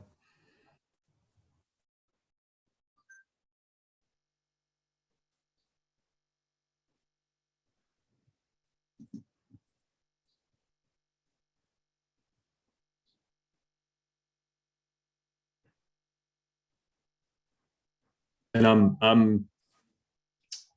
not comfortable with the 14 toters or whatever it would end up being, twice that with recycling on the street as street pickup. So I'm looking for a solution, and I don't know if that's that seems too large to put a condition that be required, but we certainly could. But I think that might have an impact as large as adding 2 more parking spots, because I know 2 more parking spots is going to be tricky to come up with too, without eating into the common open area. So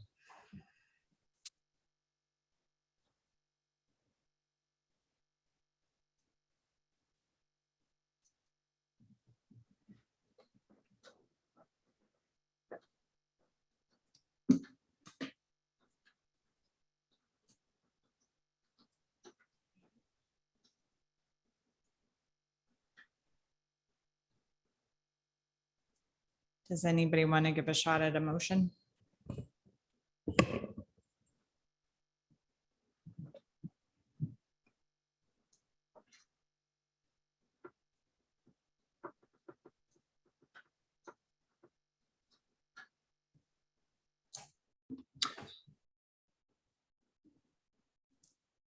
Well, I will make a motion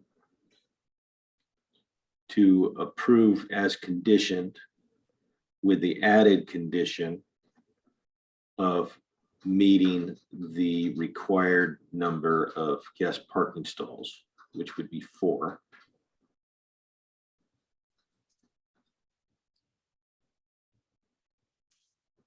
Is there a second to that motion?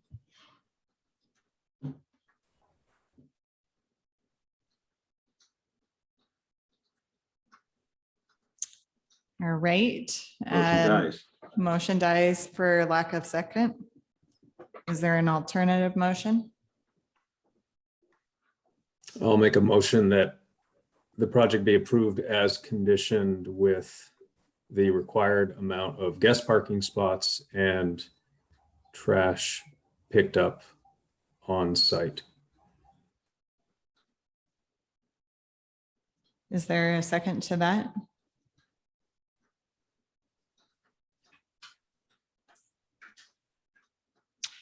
All right, motion dies for lack of a second.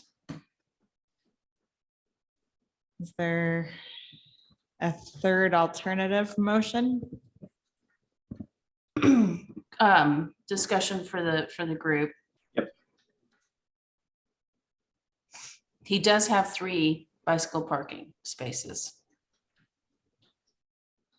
And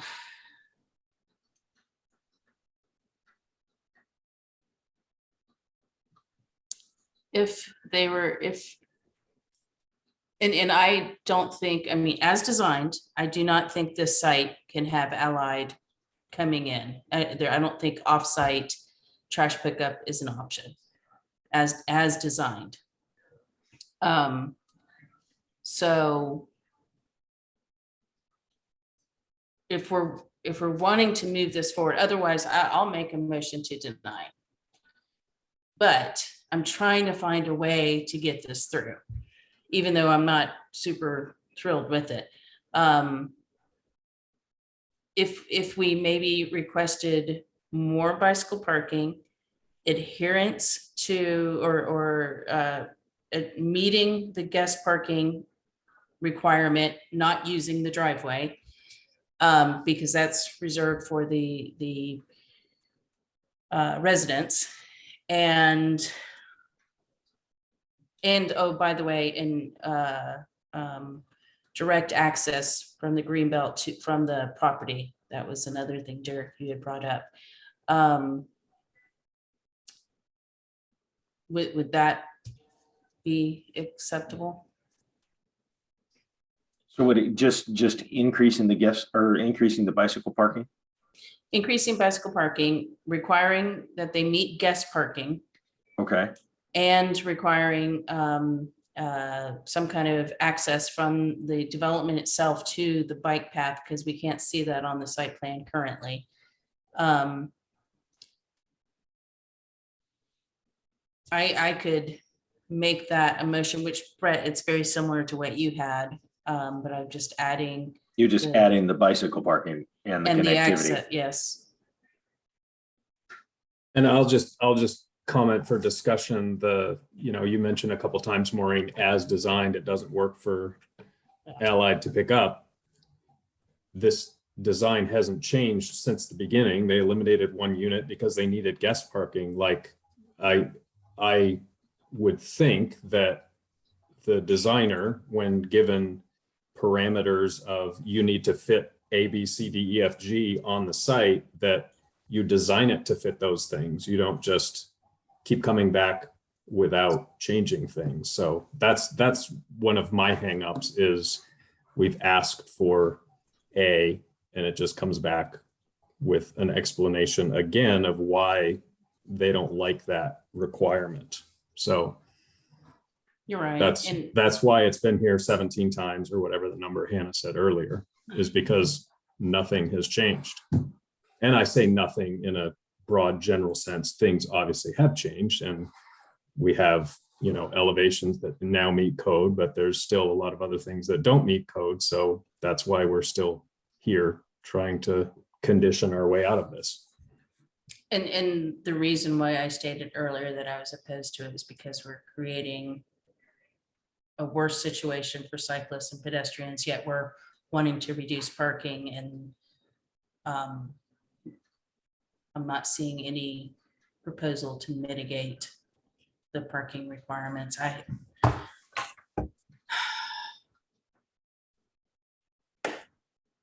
So, here's the thing. If we make a motion to deny, then staff, maybe you can kind of explain this process. They have to go through an appeal process. And if that doesn't work, it's like a year before they can come back again with something similar. Can you explain that, Jenna, a little bit? Where this would be a recommendation to city council, the city council would be the final decision maker. If city council does deny this project, then it would be 1 year before they could apply in substantially the same form. So even if we were to deny this, it still goes to city council and they can approve. That is correct. Or is this a recommendation? Mhm. All right, I'm going to go ahead and throw it out there. I'm going to make a motion to deny because they have not adequately addressed or mitigated the parking needs and are creating a hazardous condition for cyclists and pedestrians along Alworth, the road. Second. All in favor? I just want to add in further discussion, Okay. if that's all right, just to reiterate that the additional pickups on Allworth Street of the trash receptacles, just because the supplier says they can do it, does not mean that doesn't create a health and life safety hazard for not only the residents of this property, but the residents that continue to live along the street and bike and walk along the street.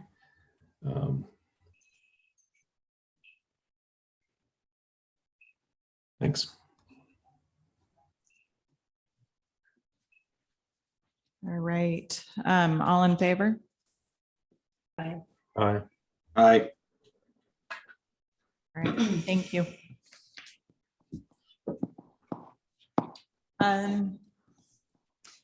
Just as a point of clarification for everyone, does that include all of the required findings and related to as drafted in denial? Let me pull that up, sorry.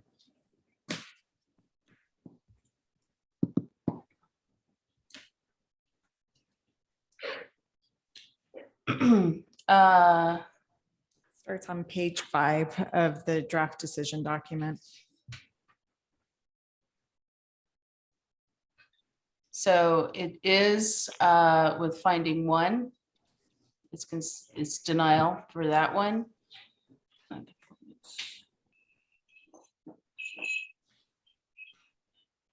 Finding 2.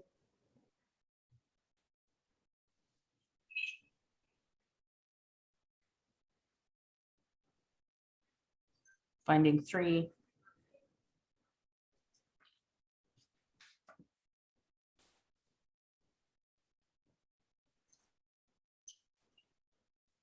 Finding 6.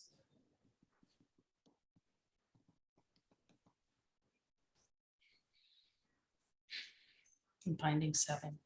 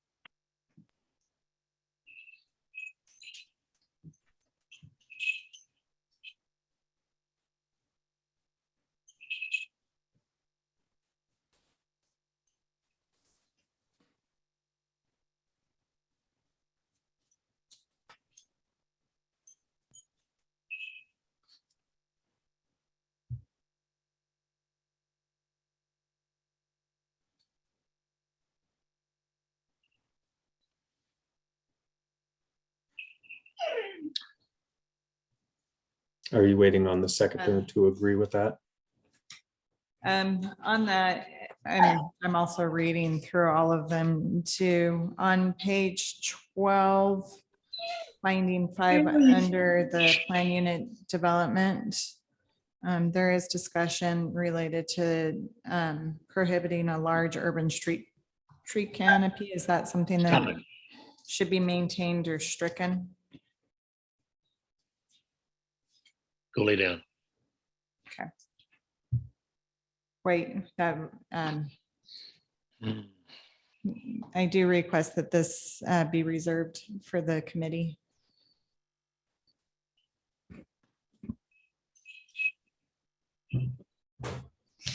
He was just telling his puppy to be quiet. Let's see, 5. Oh, shoot. Detracts Page from the 12. required open space, prohibits a large urban street canopy along Allworth. You know, we didn't really get into that. Mhm.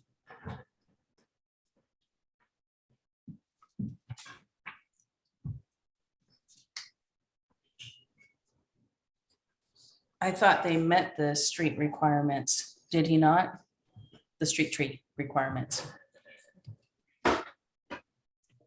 That might have been a previous. We are checking on this side.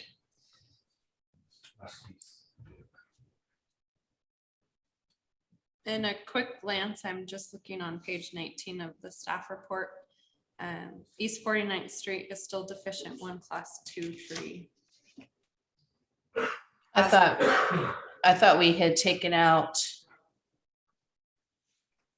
the lot on 49th Street from this process.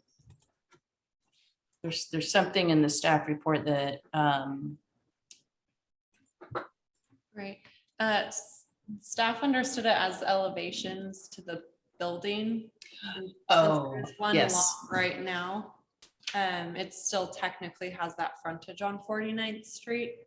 And Yeah. it would just be the landscaping required improvements. then yes, keep number 5 in there as is.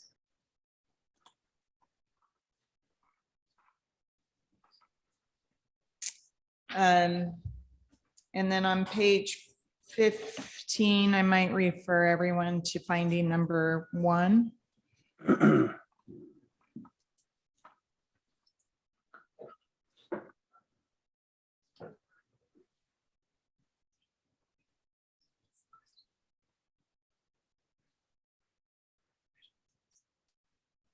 Yes. Oh, sorry, I stopped and did not continue going under the conditional use. So 1, yes, on page 15.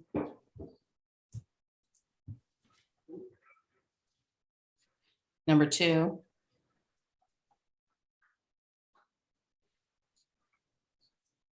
Number 3.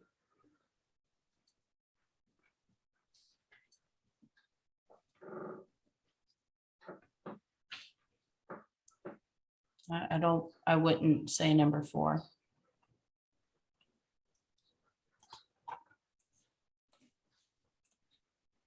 All right, thank you. And for the record, does everybody's vote concur with going through as just noted on the record? Yes. I concur. Thank you.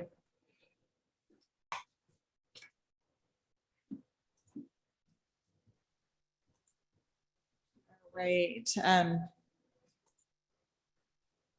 Thank you, everybody. We're having a projector meltdown right now. It's just the projector meltdown.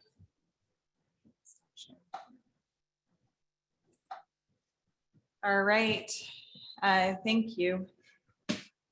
And with that, we'll move on to changes to subdivision SUV fiscal year 2020, number 1 Mountain View Townhomes. And we have David Hale here to discuss the proposed changes to this approved subdivision application. See you guys. Thanks, Brett, Derek, Maureen. Thank you.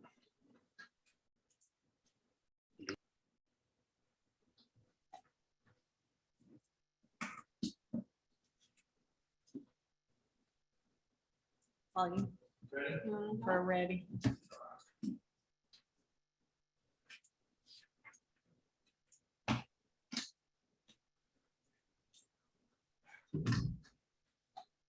Good afternoon, commissioners. My name is David Hale.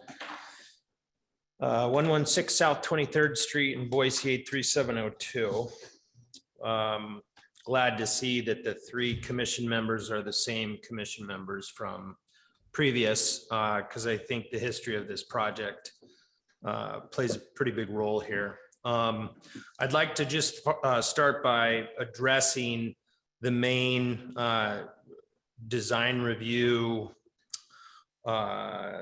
concerns from the previous hearing, which was the end units of the townhouse projects, fenestrations, or lack of fenestrations, I should say. That was the most recent, probably over a year ago, discussion that we had. And so the architect came back with 3 additional windows, 2 gables, a pop out on that side, color variation as well that allows for, I believe, those concerns that you had to be met. But the main reason why I'm back in front of you today is because we lost our pedestrian access to the Fred Meyer. Fred Meyer was previously owned by MetLife, and my communication with the previous owner was through Kroger, the parent company of Fred Meyer, and all the discussion with regards to the pedestrian and the vehicular emergency access onto their property was moving towards them signing the easements that we had prepared and submitted for MetLife to approve. During the time of trying to get this approval, the property went on the market and was sold to a developer out of Florida. And so trying to get these same easements approved through this new property owner proved to be challenging, and ultimately they said no. They said, we really don't care about your project. We don't want anybody from your project walking onto our property. And so we had to revise the project such that we had to lose 3 lots. We're down to 58 lots now. It's still the same townhouse project. But unfortunately, the only 2 neighboring property owners have denied us access to their property for pedestrian connectivity that we previously had. And so we're now faced with a situation where we don't have access for any pedestrian connectivity to either of the neighboring property owners, unfortunately, because both property owners, Settlers Irrigation and the new property owners of the Fred Meyer, are not going to grant us access. One thing I think is important here that I'd like to point out is back in 2019, the beginning of 2019, West 53rd was a dirt road, a public dirt road. There was no asphalt, curb, gutter, sidewalk, or anything that provided for that public street to be really recognized as more of a public street. Mid to late 2019, we helped improve West 53rd Street. with curb gutter sidewalk and landscaping. And then with the original approval of the townhouse project we're speaking of, ACHD conditioned a cul-de-sac turnaround at the end of West 53rd, which ultimately completed all the improvements for West 53rd Street. That is now a functioning, public street with curb gutter sidewalk and landscaping. And so the project now connects to that connectivity that we provided. Unfortunately, what happens after tenants or renters or guests from our project walk onto that public street, and where they go, I really have no control over. But I think it's important to point out that, we did improve this public road to provide connectivity from our project onto a public street, public sidewalk that is now safe to travel on. We're not opposed whatsoever at creating a path up to the canal like we've spoke about in the past. I'd also like to point out that Boise City was successful in getting Settlers Canal to sign easements to create the first linear park across from Capitol High School. And it's my personal feeling that we're going to see more linear park in the future so that these canal roads do become the amenity that the public uses them for. My efforts again to get Settlers Canal to provide access for us up to their property, I was flat out denied. But this corner piece up above the townhouse project is an important connection to what I see as being, future improved linear parks. That's obviously not going to happen right now, but the groundwork has been laid. And as I stated, we're not opposed whatsoever to providing a path up to the fence where future connectivity could occur. I hope that's the case. I am continuing to work with some interested parties, Boise City Planning Director, to see if we can get some traction from from other municipalities that might help in getting settlers to allow this access for future connectivity. But it's an uphill battle with them. So basically what we have now and what I have in front of you is more or less the same project. We lost 3 units. We do not have the pedestrian stairs and ramp that go down into the Fred Meyer. We have a emergency vehicle turnaround within the project now. And if you recall, one of the first go-arounds, it was discussed about, pedestrian traffic within the project and the importance of that. It was pointed out that the west end of this project, where we originally had emergency vehicle access, would be a good location for a plaza, a gathering space, which was incorporated into the plans.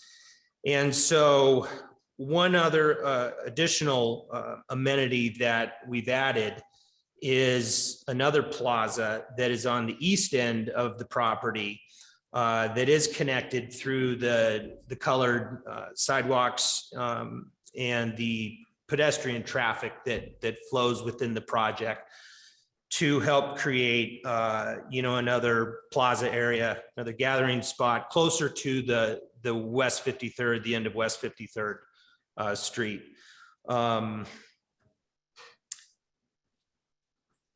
We're open for any additional suggestions as to how we might be able to achieve further pedestrian connectivity. But unfortunately, up at the intersection of Glenwood and Goddard and Mountain View, ACHD does have plans to improve that intersection, but does not have any plans to focus on more pedestrian flow on the east side of Glenwood, where there's a significant drop off, guardrail and no sidewalks. And so still faced with the same situation where pedestrians, mainly students from Capitol, cross, through that intersection over to the upper portion of this property. And although they currently walk through the property to get down to the Fred Meyer, there is another path that they will most likely end up taking once construction for the project starts.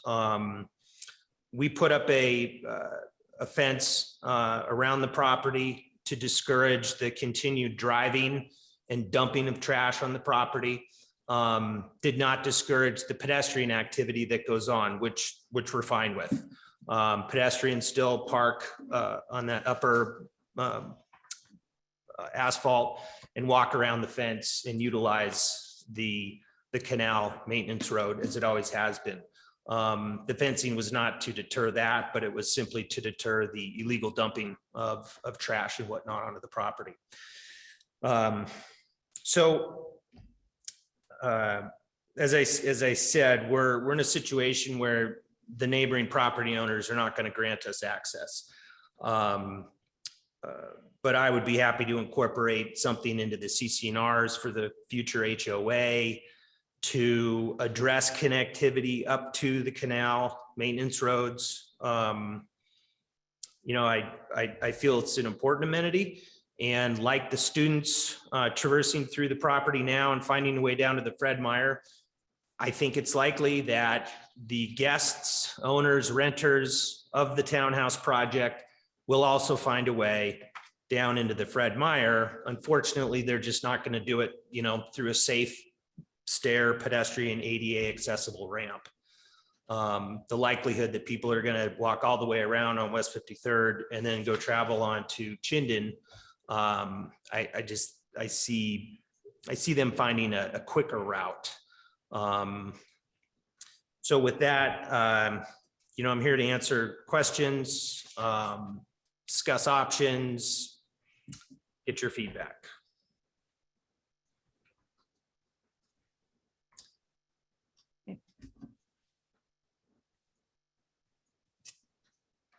It looks like there's a question for the applicant. This is noticed as a public hearing as well, just so the committee knows the format.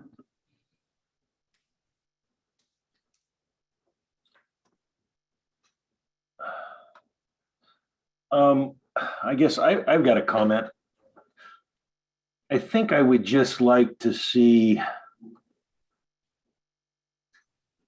definitely provisions, somehow provisioning in here that those pedestrian connectivities, if it's possible in the future that construction does occur to enhance those to future locations where connectivity can be made. And then I would also like to see, as I'm just kind of looking at this plan here, I think I'd like to see some strong connection between the north and the south portions of the development, whether that's a colored concrete crosswalk element or something that kind of connects both of those, because we've got amenities on the south side and amenities back there. I see the outdoor gym and some different stuff, but not a really strong pedestrian connection via a distinct connection between that. Let's see the north homes, that sidewalk on that side, and the southern homes sidewalk. I think there's maybe a couple little opportunities just where that access drive is, that central access drive, that maybe it's just a connection at that location that gets you from the north side to the south side. And if it's there and I'm not seeing it, I'm just looking at this revised landscape or the revised mod submittal, which doesn't really show everything, the whole development all together, but it's broken up into these sections. And I think that's probably the latest. I'm seeing the same thing, Brett.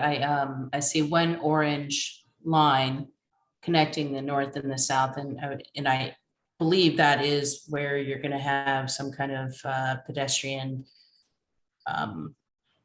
whether it's materials or a crosswalk or whatever it may be. Some more orange lines, basically. Oh, yeah, okay, now I do see it. Now I'm looking at that one where I was not. But it's looking only at one. this exhibit. Yeah, I think that I'd like to see something more centralized there too, at that access aisle in the center, some kind of linkage across there from north to south as well. I do see the other one down there. Probably that is at the mailboxes. So we're just talking about a link between the north sidewalk and the south sidewalk, like we have it towards the west end. Yeah, correct. Okay. Just getting more direct, intentional connectivity. Between those, because I just think it's just important as much as can be done there to have distinct crossing locations. Yeah, I'm in agreement with that. I mean, I can see that that's a more or less an intersection that doesn't really have the defined crossing path or sidewalk as, the entrance to the project, close to the entrance, as well as towards the west end. So I can see that would be appropriate. I actually appreciate the mid-block crossing that you have put in there. We don't always have to have it at our intersections. No, I just feel that getting back to some of those little amenities that are down there, the outdoor gym and so on and so forth, it might be nice to have a little bit more direct connection there at that location. I don't think you can really have too many. And I also agree with you. I'd like to see something, whether it's an easement or I don't know, but something that kind of preserves that where originally you were going to be connecting to Settlers Canal, going ahead and kind of preserving that for future. I'm with you. I think that we're going to start to see more and more of our canals being able to be used as pathways. So I'd like to make sure that, that connection is preserved.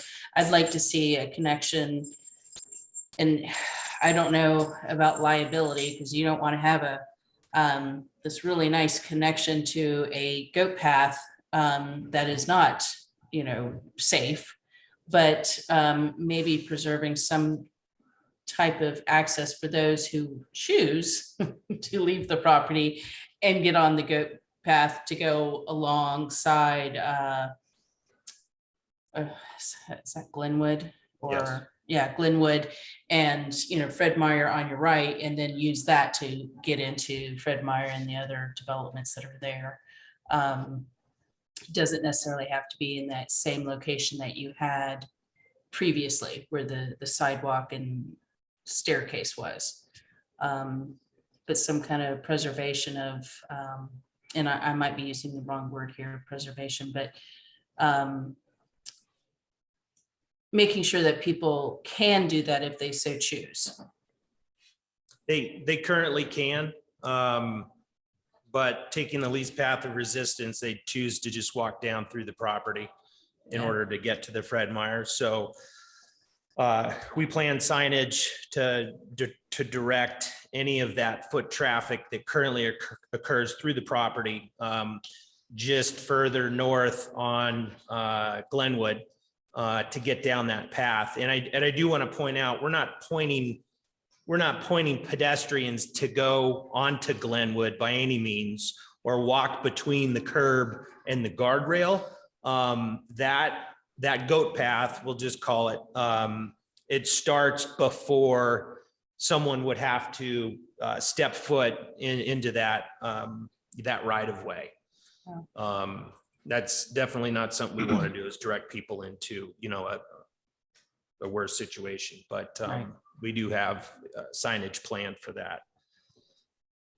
Is that canal access road, is that gated off? Currently, yes. Okay, so people, is there foot traffic down that road, or does that happen Yeah. currently? Oh, okay. Oh, yeah.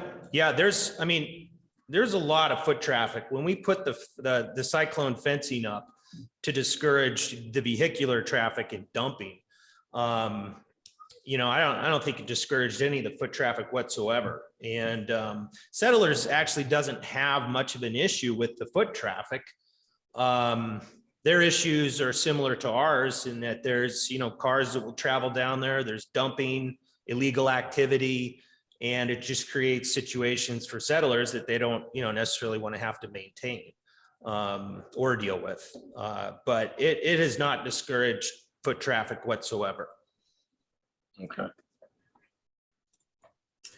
But they have said that they're not okay with you connecting it intentionally connecting your foot traffic to that informal foot traffic, right? They've said that they don't want that. Is that correct? Right. Yeah. But that is all your property all the way up to the houses above the canal, correct? So it's just their easement to pass water from point A to point B, right? So yes, more or less, the property, our property goes up to the south side of the canal. We are going to be deeding that property basically where the slope meets their maintenance road. We are going to be deeding settlers that ground. And so currently, yes, it is a part of our property, but it's intended to eventually be settlers. And does that make future Canals Connect communities efforts more difficult? That Settlers is in control of that, or if a private property, or if the city was in control of that? Commissioner Hurd, yet to be seen. I don't know. I think with, this first linear park, Settlers was okay with it because it was only 2,000 feet. It's in an area with high visibility. There's probably a good number of reasons why they were accepting of that, but I really strongly believe that is going to set precedents for what we all hope to see in the future.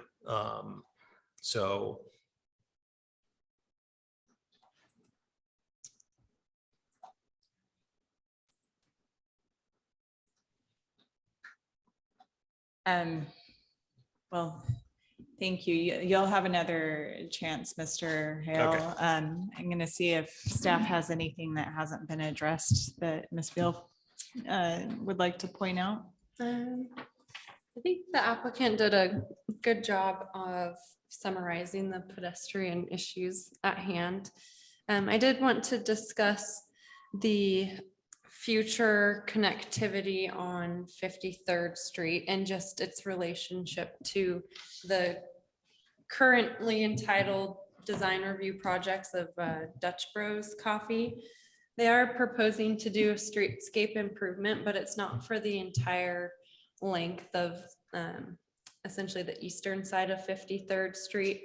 So pedestrians who are trying to go to Fred Meyer, if they're trying to use 53rd Street as their connection, will only really have one side of 53rd Street to utilize that is improved, which is that western side of the street, which turns out to be the closer side of the street to Fred Meyer.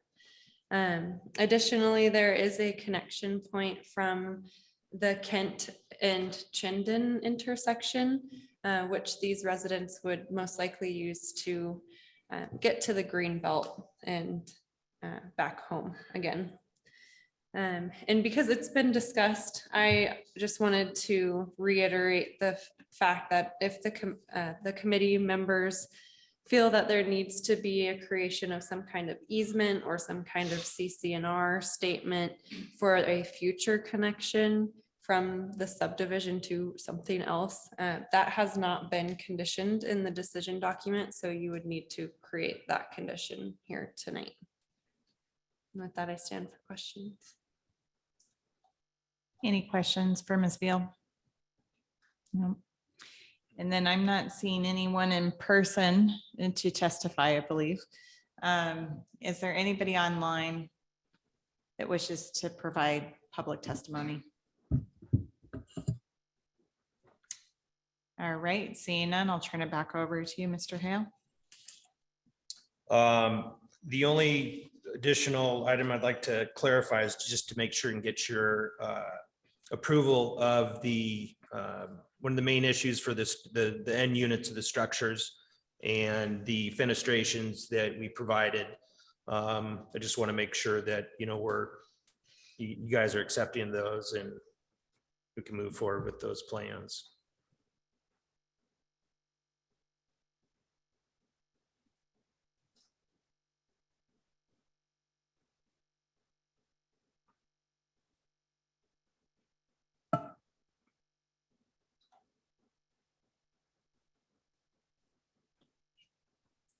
So is it now, Jenna, is it our discussion?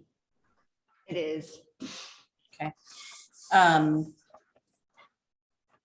would hope that any motion that we make would include the condition that they provide some type of, and I'm open to whether it's an easement or a note in the HOA, but just something that preserves a specific area that provides access, that could provide access to Settlers Canal and or Fred Meyer. And then I would, yeah, I'm gonna leave it at that. I think that is a condition of approval, and the pedestrian connection between the north and the south. Yes. And I'm fine with the changes on the end unit elevations. One other question on the removal of the water feature, if everyone's okay with that.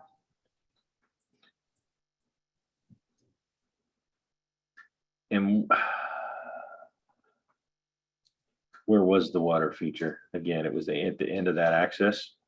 The Drive aisle? entrance into the subdivision. Kind of at the very entry, right? Oh, at the very entrance.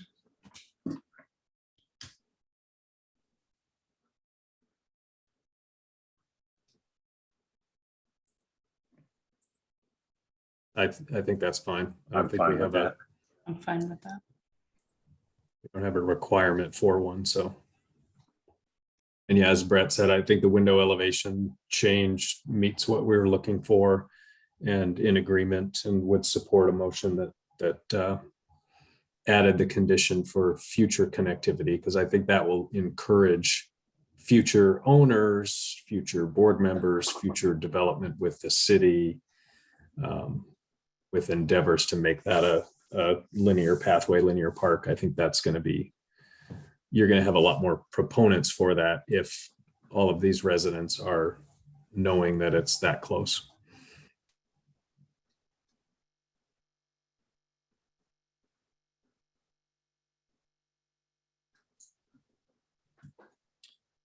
Well, I will make that motion with those Second, added conditions. Second. all in favor? Aye. Aye. Aye. Thank you. Thank you. And last but not least, we have Jessica Stedman.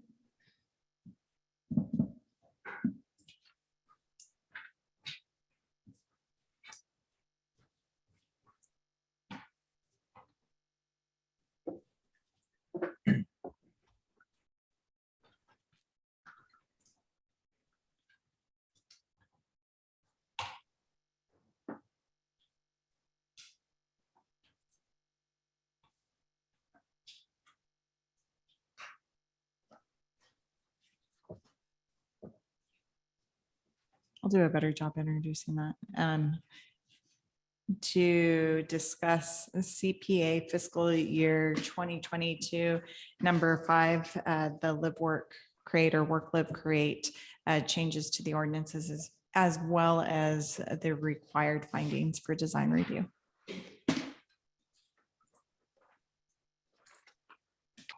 And Jenna, just as a reminder, we cannot take action on this. This is just to hear and discuss. Correct. Thank you.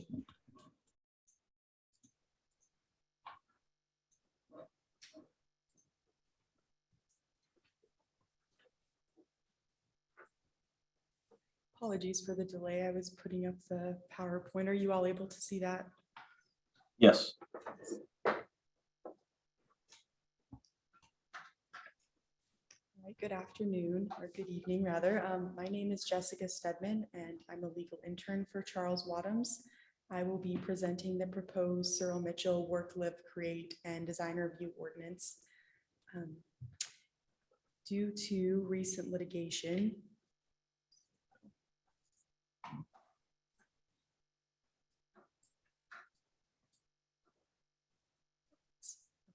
sorry about that.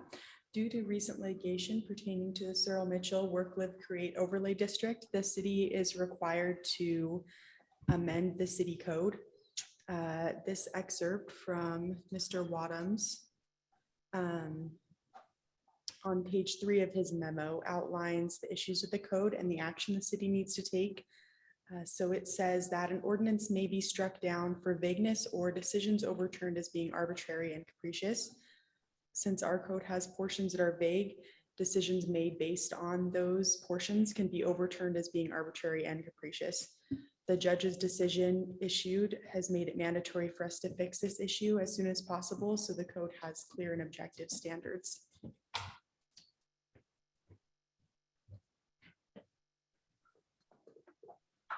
The legal decision issued from the litigation specifically mentioned these 3 areas of code that you can see here. First is the work, live, create 1-to-1 ratio. The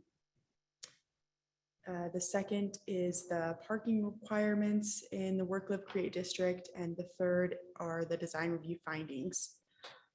The city is required to fix these areas of code as soon as possible because the standards within these areas were found to be subjective by the judge who issued the judicial decision. That means they can be interpreted in several different ways. To be lawful, these standards need to be objective, which means that anyone reading them can understand what the standard means and what is expected when they submit a project proposal within the work, live, create district. The memo prepared by Mr. Wadhams thoroughly outlines the issues, but I will just touch on each of them briefly. So there are 2 options. The first is to repeal the work, live, create and revise design review, the design review findings. And the second is to revise both the work, live, create and the design review findings. As you can see, whether the city decides to approve option 1 or option 2, the design review findings will still need to be revised. So staff and the legal department have included these revised findings in both ordinance options.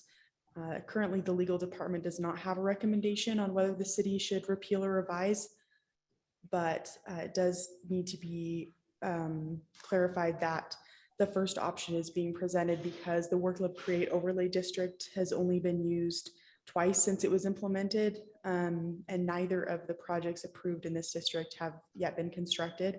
And one of the projects resulted in the recent litigation. The lack of use and the ambiguities pointed out in the recent litigation are why repealing this section is being presented as an option. But we would also like to clarify that the first option, repealing, would not mean that the signage and the branding, the mapping, the marketing, all of those would remain in place for the Searle Mitchell district. The only thing that would be different is it would be included in the Garden City's comprehensive plan as a design standard rather than codified. The second option, repairing, would mean we need to fix the 1-to-1 ratio, decide whether or not the city would like to keep that requirement. And that could be accomplished by simply incorporating the parameters of the 1-to-1 ratio into code as per the examples. And the judicial decision was also concerned with the ambiguity surrounding the working space definition and how many parking spaces were required per working space, and in correlation with the size of the working spaces. So the proposed repair amendment attempts to remedy that ambiguity as well. As we, staff in the legal department, work to make the necessary changes, the ultimate goal is to make sure the code is clear, objective, and usable. So it is of note also that if the city decides to repeal, the base parking regulations should be revised because they have some ambiguities as well. But if that is the route the city chooses to take, staff has been working on improved parking regulations for the base zone. Just to summarize what the planning and zoning recommended, they met on May 18th and their recommendation was that the city fix what was mandated as soon as possible, and they recommended revising the work live create district rather than repealing. So in conclusion, the judicial order needs to be complied with as soon as possible. So while there are other issues with the code that need to be addressed, these specific amendments need to be taken care of first, then we can take the time to form work groups for other issues pertaining to these sections of code. But for now, the city needs to make sure that these specific portions are clear and objective as soon as possible. And with that, I stand for questions or any suggestions you may have. Thank you, Ms. Stedman. Just as a point of clarification and a reminder for the committee had reviewed this previously and not taken action on this item, noting that perhaps a committee could be convened to work through the live work create ordinance in some depth to make it a usable and implementable code.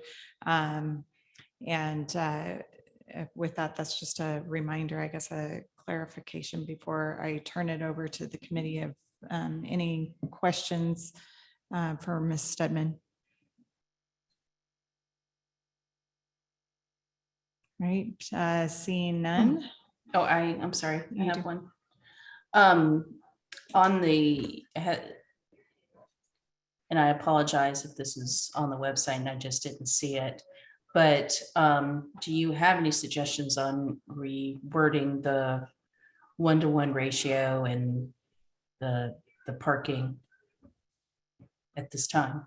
Yes, yeah, so those are included in the ordinances. I can pull that up if you'd like and share my screen. I realize this wasn't included in your packet, so you didn't have access to those documents. Give me just a second and I'll get those. See them.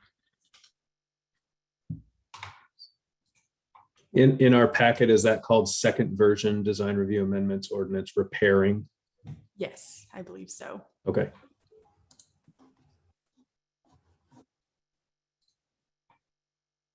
Derek, where did you find that? In Charles's email, there's a link to all the documents on Garden City's website. Okay, I did not see his email. There it is. Are you all able to see that okay? So this is the ordinance form. As you can see under D1, there's an example of how we could amend the ordinance to include the 1-to-1 ratio, as well as under E there.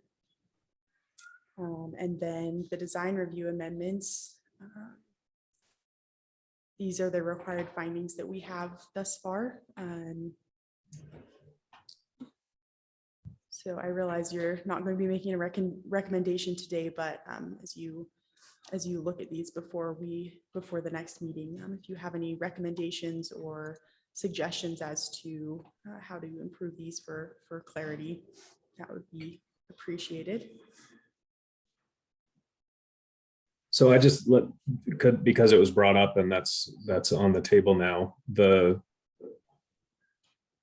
I question in general the 1-to-1 ratio, because when you read the goal, even in comprehensive plan, and then the purpose in the Cyril Mitchell Live Work Create District, it's the one-to-one has been assumed by some people that thinks that's the way it should be. But if we look at the goal and the objective of creating small affordable live and small affordable workspaces, maybe we've created an environment where all we have is live and we need more small work, or maybe we've created an environment where we have all work and we need more live. So if the objective is to create these spaces, do we need to define this ratio to be one-to-one, or can the ratio be more fluid? And I'm not saying there's no ratio. I just say, can the ratio be more fluid? So if the demand is for more small live, we can have that. And if the demand is for more small work, we can have that. I mean, I just think the first application we saw tonight, John Lodman's, was 16 very small live units, which those could very well be, you know, artists or creatives or makers or whatever that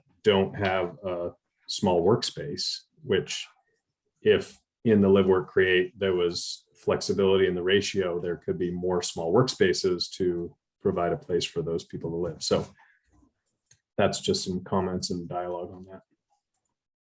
Because I don't read in the purpose or in the comp plan that it needs to be that one-to-one ratio. So if we have a ratio, maybe it's a more fluid ratio that it could tip one way or tip another based on need, but not have to be fixed. Yes, we could definitely draft the ordinance to read that way. Ultimately, it's up to the city whether or not they want to implement a one-to-one ratio, but correct me if I'm wrong, but I believe you're welcome to make a recommendation on that as well.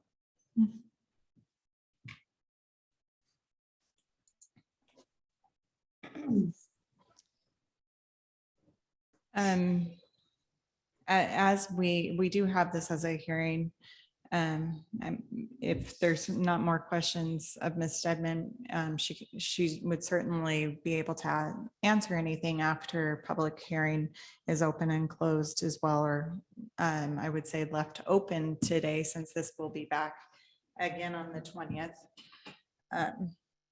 I'll turn it over to see if we have any public that wishes to testify on this matter. And I do see that Jason Jones has his hand raised and his camera on. Hi, Jason Jones, 208 East 33rd Street, Garden City, Idaho. Can everybody hear me? We can, thank you. I'm in a bar in Las Vegas, so kind of. So I think, you know, my only comments again are, I kind of want to point out what Derek said is exactly true. The code already has a ratio amount that makes sure that at least 25% of it will be work, or 25% of the projects will be live, but that the developer would get to pick.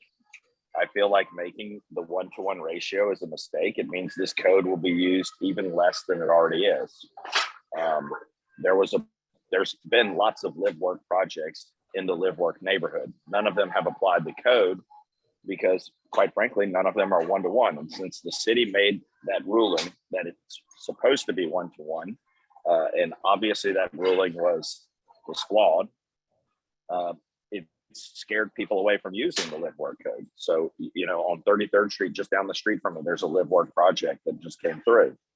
And I think what we would be much more benefit to the city if there was a chance to get actual stakeholders together. I mean, I feel like it could have already been done with the time frame that we're talking about here. We could have already had some actual meetings and really looked at how that code can be fixed to improve it where it can actually be useful. So I would still hope that maybe design review here will recommend that the city put together a committee of stakeholders so that those actual discussions can be had before the city makes an actual decision to either repeal it or even adopt some new code. Because I do think we're overlooking a lot of possibilities of how this code can be improved in the changes that are being made. And quite frankly, the live work code is the least arbitrary code that the city has. Even if it's repealed, the other city code has those same exact problems. And so I know the city's going through a code rewrite for that. So, that's going to have to happen too, kind of simultaneously. So I hopefully we can get a recommendation and actually get the stakeholders together to actually make some proposals to maybe how this can be improved so that the projects that aren't coming in as live work projects and are instead using PUDs and other application types can actually come in and use the live work code. Thank you. Thank you. If there are no questions for Mr. Jones, I'll turn it over to Hanna Ball. Thank you, Jenna. Hanna Ball, 215 East 34th Street, Garden City, Idaho. And to Jason's point, I just wanted to ask Design Review Committee to please consider making the recommendation to convene a board or convene a group to discuss what those parking formulas could be. Because again, if the live work is appealed or removed outright, it still leaves the open-ended question, which is what is that commercial parking code? And what formulas of parking are we going to be using for the base code? And that's the greater issue. And then, so also through this process, I noticed now we're having the parking discussions in the neighborhood, which almost look like a different agenda item that could be moving forward. So I think I've had a couple people reach out, neighbors say, I'm trying to follow what's a parking conversation and topic versus the live work repeal or modification, and if those are on two separate tracks or on one separate track. So I was hoping maybe Jenna could give a little bit of comments to, do we have two applications in process now for that parking discussion in the neighborhood? And those were my only comments. I know staff is working on these items. I appreciate everybody's time. Thank you. Any questions of Ms. Ball? Are there any other individuals that wish to provide testimony? All right, seeing none, I can turn it back over to Ms. Stedman if she has anything to add. And prior to her getting up here, if she chooses to, she can decline a rebuttal. But the reason that parking is a part of this discussion is it has been noted that if there is a repeal, then the parking would revert to standard to the rest of development, the 84D parking code. There is a separate effort as well to very thoroughly look at that for the entire city, in addition to the work that's being done with the Work, Live, Create ordinance. And so there is a discussion. There's certainly a pertinent discussion related to the judgment and the order because of should there be a repeal, then the parking would revert to 84D. However, 84D is being looked at as a separate issue as well. Right, and I'm not seeing Ms. Stedman come back up for a rebuttal, so I'll turn it over to the committee for discussion, and then just note that no action tonight, that this will be left open, a public hearing left open until June 20th. The floor is yours. I don't have any further comments. I do agree with what Derek said, and while I think the whole thing needs to be looked at, I think I'm hearing it very clearly from the legal department that some kind of action needs to be taken. And I don't think taking action right now, or not today, obviously, but taking action to make modifications to the existing would preclude having task force look at this on a bigger scale to see how it's being used. So if I were to be at the next meeting, I would be happy to take action on revisions to the one-on-one definition and the design review findings, with the idea that the city continue to look at the live work and see if other changes need to be made to make it more attractive, and or, long-term, maybe there isn't a need for it, but right now I think we do need it. We should just revise. And I also want to say, if the city is looking at their parking and decide to do a task force in the future, not anytime soon, I would be interested. Thank you.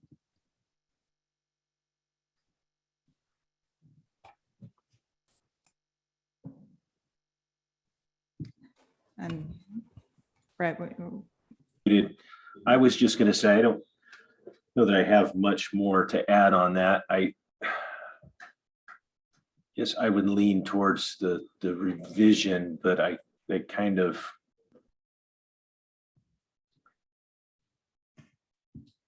am not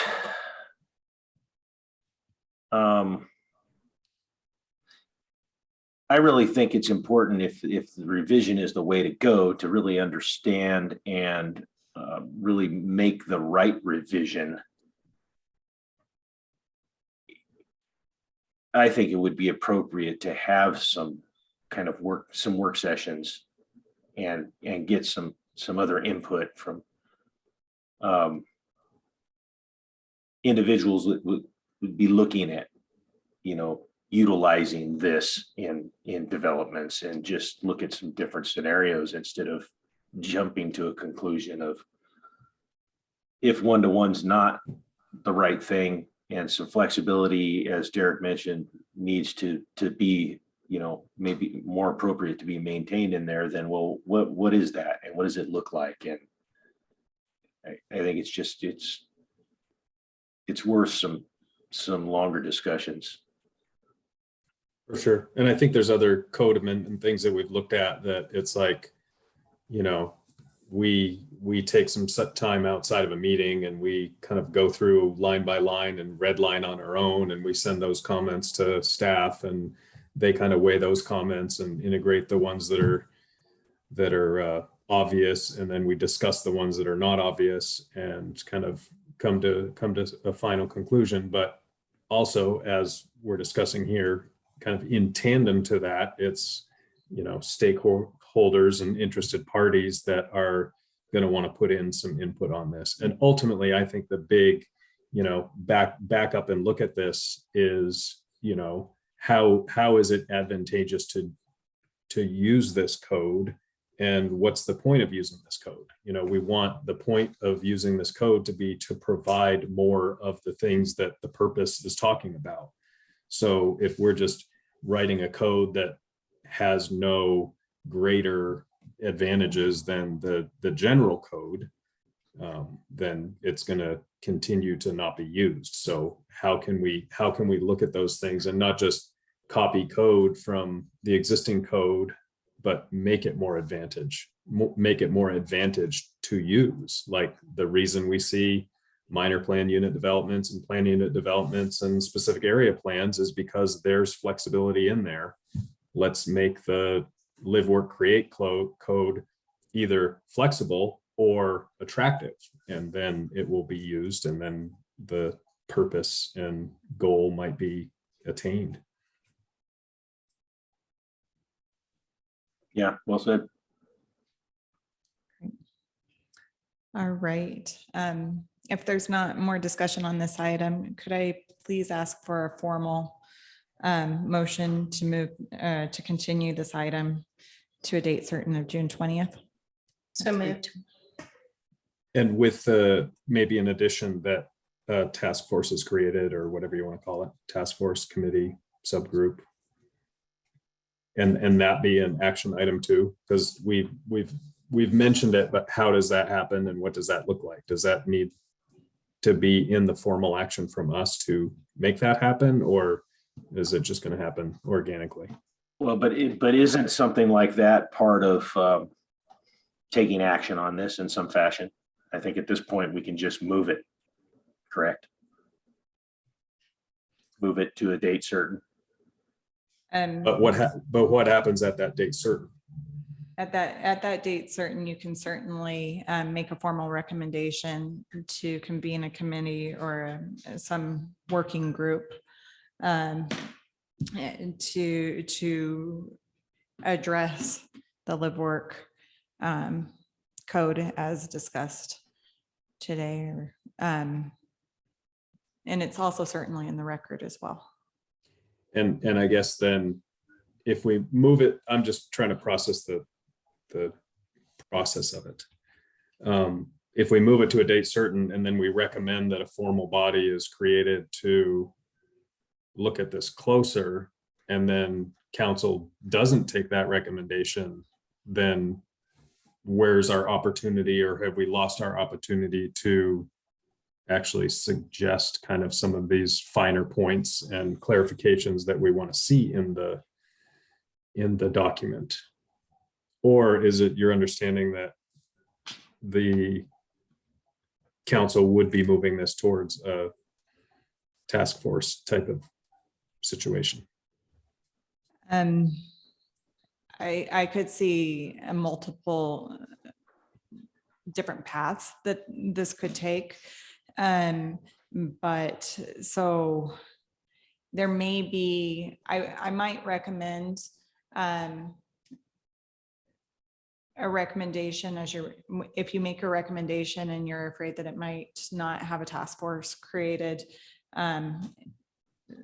identifying some of the points why you think a task force should be created, what points that should be sussed out through the code. And then that, I mean, it would be in the record clearly at that point in time, should the council not choose to create that task force. I guess that would be my recommendation, to just note some bullet points of what could be looked at within the code by that task force. Thank you. Thank you. We got a little bit out of order there, where we do have a motion and not a second, and we've had some discussion on that motion. Is there a second for the motion to continue to a date certain? Second. Thank you. All in favor? Aye. Aye. Thank you. That brings us to discussion. I guess the biggest discussion is, this is our last meeting as we are with this committee. And I really do thank Maureen for 5+ years of dedication and a great amount of knowledge that she's brought to this committee. So thank you. You will be missed. Yeah, you definitely will.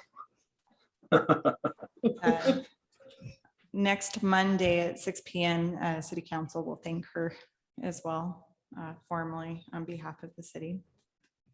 Yeah, if you want me to take the mic and say anything, give me some pointers. I'm kidding. No, thank you guys. You know, like I said last time, I have learned from all of you so much, and I have truly appreciated it. As we very much. you. It's been great. We'll Good see you in the luck. neighborhood. Thank you. Good luck. I'll be at your next meeting in protest for one of the applications, by the way. Just kidding. I won't. Now you can speak your real mind at hearings. Oh, good Lord, I have. I think it's probably a good thing that I am getting off now. Yeah, I've definitely voiced my real opinion more often than not. So maybe not as tactfully as I could have, but at least I'm honest. Thanks, Maureen. Yeah, good luck, you Thank you. guys. I hope you get a really, just an awesome new person. Good luck. Or maybe two. But it's not filled yet. So if you know of Hey. anyone, pass it along. Yeah, so no one no one submitted yet? There's not been any formal application yet. Oof. Okay. I have sent out a few emails, so I'll start again. And again, I'll say it, I'd love for you guys to get a landscape architect. Mhm. That would be awesome. So, Yes. all right. Well, Okay, thanks, everybody. yeah, Thank have a you. great summer. You as You well. too. Bye. The Meeting's Bye. adjourned at 4:56. Thank you, everyone. Bye-bye.